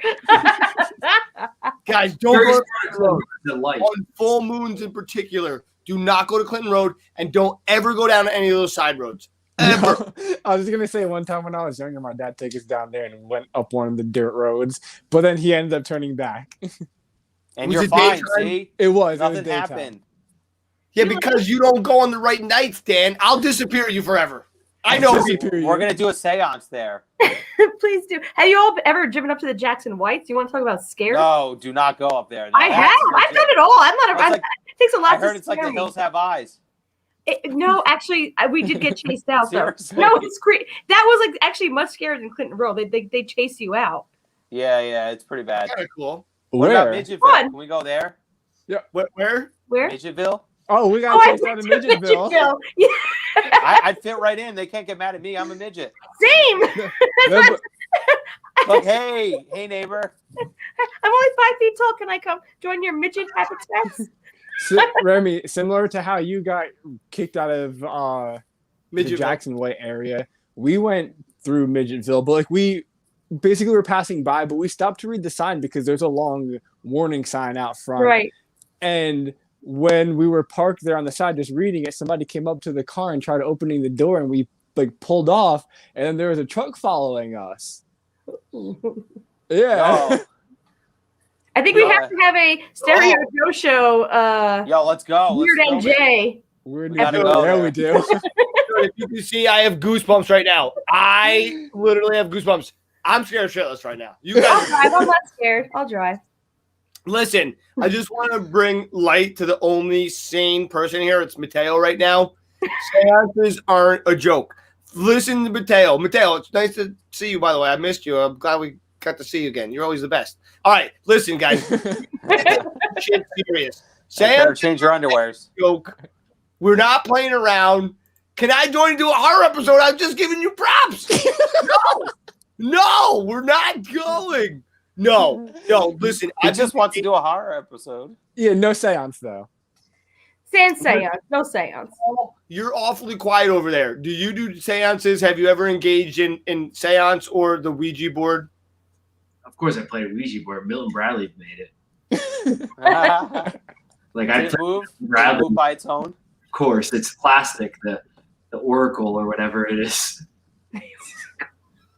I mean, the one I played was you could buy it at Toys R Us. Toys R Us is the center of it all. Exactly.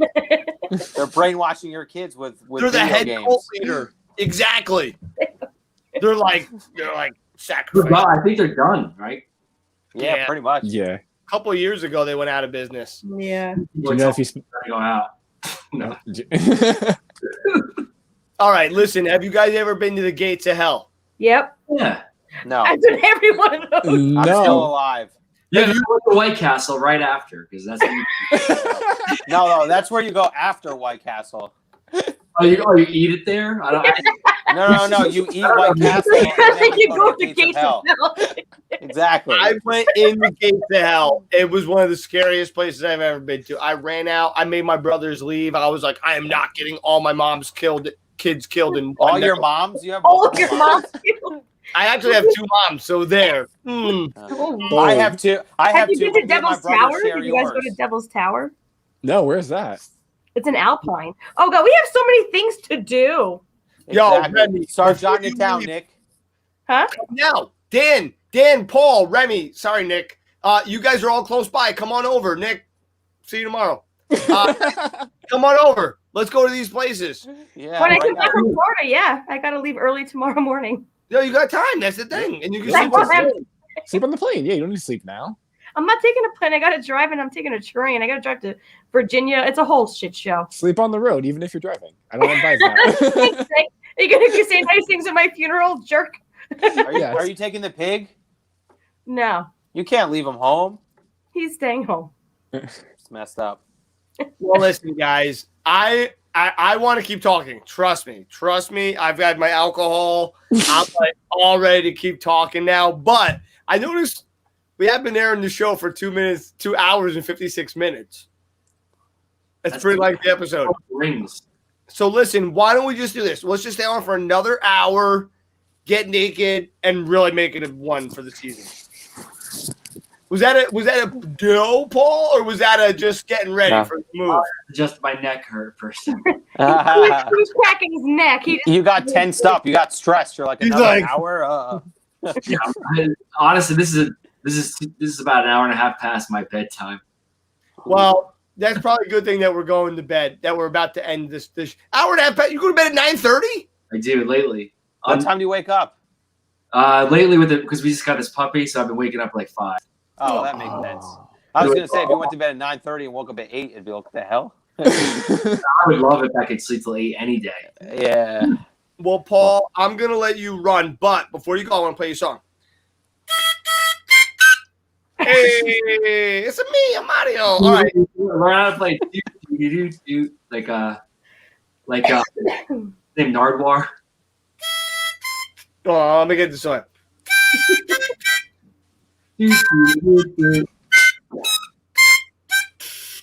This thing's not. Worst harmonica ever. Yo, it's not me. You're fired.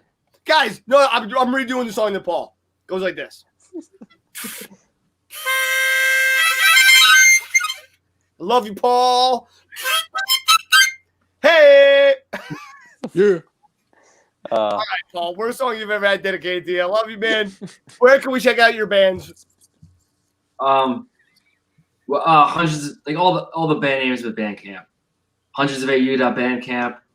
Listen to Control.bandcamp. Spotify for both of them too. I guess that's more convenient. And then diedOut.bandcamp.com. But somehow we were the only Died Out, and that's why we chose the name. It was very hard to come up with a name, like a year of a name looking. But Died Out is not a band; it's us. We have a blue check. The blue check is ours. That's all verified. You're verified, huh? Yeah, maybe we're not, but like in my mind we are because there's no other Died Out. Well, I love it. Well, Paul, get to bed. Oh, I want to see pictures of this puppy next time, or it doesn't exist. All right. I can send it to you. I can text them to you. Yeah, send me one. Send me one. I didn't know you had a little puppy, but my phone is just probably 300 pictures of the puppy and then everything else. Then, exactly. One of the dinner. Yeah. But, all right, Paul. Well, have a great night. Thanks so much for coming on the show. Always great to see you. Have a good one, guys. Thanks. It was a pleasure, Paul. Thank you. Nice to meet you. Sleep tight. Whoop, whoop. Guys, I like to put all my friends on last so that I could talk to them all night. So thank you, Paul, for sticking around. And Remy and Nick and Dan, you guys. All right. Are we all ready to get naked now for real or not? Was that just a joke or are we really doing it? Through Joe after hours. Oh, man, why am I like 5 shades whiter than you on the shoulder, bro? I hope that's the lighting. I think it is. Dude, I don't know, man. I think I'm like almost albino over here. No, bro. see, you don't have to go to Hollywood to get a Hollywood tan, see? Go to Hollywood Dan's. Exactly, Hollywood Dan. Dude, speaking of Hollywood, yo, I want to do Hollywood Squares with this. Oh, that would be so fun. Let's do it. Could you imagine? We almost did a categories type of thing tonight, which would have been really cool. Have you guys ever played categories? No. Mm-mm. No? Nope. You swear to God? Yeah, I'm lying. I have. we get together on the weekend and play. Nick never played either. Remy, you never did either? No, I said as in yes. Oh, I see. The high intellect people have played. That makes sense. Yes, the two geniuses over here have played. I won the championship in 2015. No. All right. Well, listen, we're gonna have to get together and play drunks categories one night. That was actually be pretty fun. Let's do it. Definitely. Or strips categories, even more fun. Well, drunks categories normally turns into strips categories, doesn't it? Listen, much. I'm playing that game with more than one girl. Let me tell you that. I'm playing with James plays that with his family. Hey, that was a secret. You weren't supposed to tell anybody. That was the price he had to pay for making Shane eat the cricket or the cicada or whatever it was. They had to play strip categories. Dude, you're not allowed to make me snort on air. Unless it's cocaine. All right, listen. Chris agrees. Dan, I'm choking. Strip squares. That would be so great. It's new shirts versus skins. Sounds I'm like down. I ain't stripping, but I'm Remy, me and you are the contestants. Yeah, but what if you show up with just layers of clothing on? We could do it that way. We That have means to wear you're like smart. 15 shirts, and the first person to get to their actual shirt that they're wearing loses. Whenever I played strip poker, always made sure I had on an undershirt. Always. We'd try to get a hat if they would allow it. Done double socks before. Wait, didn't you tell me there was one time you forgot to change your thong, and you had to? Yes, very true. Listen. That song was so comfortable too. It's not even funny. It was like so comfortable. It was just like lace. It was like right up my butt crack. It just felt so good. Yeah, you didn't even know it was there until they made you take your pants off and they started laughing at you.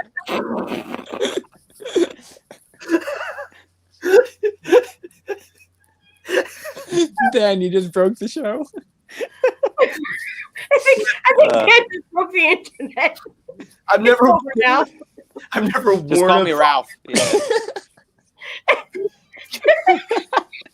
I'm gonna just pee my pants. I literally almost peed my pants. Yo. Just up. I hate you all. Hey, it was Mateo. I didn't do it. I don't hate Mateo. I love you, Mateo, but I hate it. My stomach's hurting. Oh, good. That was the best ab workout I've had in a long time. Thank you. That was great. That was great. You know what it called for? A song. Next time I'm going to find that harmonica and I am breaking it. Listen, I'll be over there in 5 minutes. Break the harmonica, Dan. Is this like a siren? It like calls the people to my shores and like beach. They boat wreck. I'm throwing that thing into the fire behind you. Yeah, right through the TV. Exactly. That's a real fire. I mean, the real fire that's up that high by Jimmy's head. I know the guy that built it just had issues. He was a giant. Yeah, He was 7 feet tall. So for him, that would be like foot level. 8 actually, but just saying. 8. He asked the guy for a fireplace, but he didn't pay him enough money, so the guy put a TV there with a fireplace instead. I was actually happier. He's got the 24/7 Yule log going on. Exactly. The gates of hell. That's the gates of hell he's visited. He's burning up back there. He didn't have to leave his apartment. Exactly. He's weird New Jersey all day. Right, baby. You should see my pant. What's in my pants? That's definitely probably weird New Jersey. Yeah, very weird. It's called Spectacular New Jersey. They made that song about me, $5 foot long. Whacktacular. But I cannot with you. I really cannot. Remy, are you going to Florida just to get away from us? Yes. What? No. Of course not. Can you sing? I'm going to visit my parents. Oh, that's a good excuse, but we know why you're going. Why am I going? For the sunshine. I do need sun. I need that vitamin D. Yeah, I was just gonna say that. Yeah, I know that came out creepier than I. Yo, just get Sunny Delight. Yeah. Oh my God! Remember Sunny D? Sunny D. That's what I love about that stuff. They advertise like, oh, it has vitamins in it, and it's like, okay, so you're just gonna mix vitamins with shit and just be like, it's healthy for Yeah. you. It's like even water juice? and vitamins in one. Dude, you want to know again? Not to get like all like health or whatever, but that's the funny thing about cereal. You look in like all the ingredients of the vitamins that are in there are added. Yeah, of course. So it's like, it wasn't healthy for you. You just added the vitamins to it. And you ever see them put a magnet up to it? Oh, you can no, I actually haven't. see the iron flakes come out. Yeah. Oh, that's wacky. There's two great videos if you want to see. There's it's on Cheerios. The one guy takes a high-powered magnet and he has a bowl of milk and one Cheerio in it, and he pulls the Cheerio around with the magnet. Oh, cool. And then the other one is he takes a bag of Cheerios, like he takes it outside of the box, and it's like maybe like halfway full, and he puts he tapes a high-powered magnet to the back of it, and then he like puts water in it. He rolls up the bag, takes like a little like hammer and smashes up all the pieces, bunch over and over and over and over. Yeah. Then he like shakes it up. He does it some more. He like shakes it up, and then he empties all the contents, and he cuts around the high-powered magnet, and he turns it over with like the bag, and on the inside of the bag, you see under the microscope, you see all these metal shards sticking up straight. They literally put pieces of iron in the Cheerios, and that's fortified with iron. Exactly. Amazing. Literally metal shards that your body cannot absorb. It's horrible. Horrible. But anyway, and another fun fact, a box of cereal has as much nutrition as the actual box of cereal. Oh, yeah, I mean, there's no nutrition. It's junk food. Why did I ever get rid of the boxes? I should have just ate them. You should have just eaten those and fiber. put them in a thing of milk. All right. Now that you guys are talking about cereal, I have a confession to make. I had a box of cereal yesterday. A whole box? Yeah, it was bad. But What did you have? What kind? Well, it wasn't Cinnamon Toast Crunch. What was it? It was the Well, knockoff version. The It knockoff was. version. No, it was Cinnamon Toast Crunch. Guys, it was the worst part. It was the dollar store version. No, it was actually the Walgreens version. By the way, Cinnamon Toast Munch. the best sale. Cheerios. I'm gonna share my Cheerio face. Oy vey. Well, anyway, my point was this cereal box art was the worst ever because you remember when we were all kids, you'd sit there with the effing box looking at the same bullshit 85 times. You read the nutrition facts, you do the maze 8,000 times. Yeah. They have your- nothing on the box anymore because kids don't look at the boxes, they're on their electronics. They can't So read. the boxes are the most boring thing you've ever seen. The next time you're in the supermarket, go to the cereal aisle and pull out a box and look at it. You're gonna be like, "This is so boring." The kids Wait, don't so- even. Instead of putting like treats in there, do they put like codes for like downloads on your phone? Yeah, like a QR code. Exactly. Like those There's weird no looking gift in the cat box hats. now. It's just like a download this free app. It's got like a song on it. Yo, idea for Stereo Joe. Call up Cheerios. Get Boom, I that love MP3 song Cheerios. card with the Cheerios, son. Yo, they're fortified with iron. I love those. Yo, Cheerios are fortified with Stereo Joe now. Iron They flakes, removed like the iron, every- fortified it with Stereo Joe. General Mills, we're looking for a sponsorship. Yeah, as we were just talking shit about them for the past 10 I minutes. know, right? We will collaborate and eat your cereal on it. Exactly. We found a way to fix your cereal. Remove the iron, add the Joe. Guys, I hate to do this, but I gotta cut out. I gotta get some sleep because I gotta get up early. Lame. I'm so lame. I am the lamest of the lame. I mean, I went to bed at like 2 yesterday. Yeah, but you don't have to get up early tomorrow. No, I have to get up at 8:50. Okay, so I don't want to hear it, Dan. I'm getting up early tomorrow. I'm getting up at 8 o'clock. Good. Anyway, I love you all. Thank you for having me, and this has been a fun season as always. Remy, we love you. Thanks so much. Love you guys. Have a great night. Have a great trip. And I'll be there tomorrow, 6 a.m. All right, if you can fit in my luggage, you're welcome to come. He's Challenge babysitting accepted. the pig. He's babysitting the pig. Huh? Yeah. I a said baby he's the Yeah, okay, that's gonna go over real well. Yeah. Panky. You're gonna Anyway, come have a great back. show this weekend, guys. I love you. We love Bye. you. See you Have a as great night. Adios, as they say in Hawaii. Aloha. Aloha. It's like you forgot. On that note, I'm out. See you, Be bud. safe. Guys, now we're down to 3, the 3 Musketeers, which I meant to go a minute ago anyway, but you guys are so fun to talk to. Jesus, this is the longest episode ever, I think. Oh, nice. Is it really? It's 3 hours and 11 minutes. We've 3:11. been doing some long ones lately, though. We have been. Well, Vic and Mark White were on a long time. Victor Wooten. Well, we got the biggest star now, Dan Touw from Deadtide. Guys, it's 11:11. Let's end it right now because it's good luck. I love you guys. Have a great night. Peace. Mario Joe, season 3. Peace the fuck out. Ah, we love you.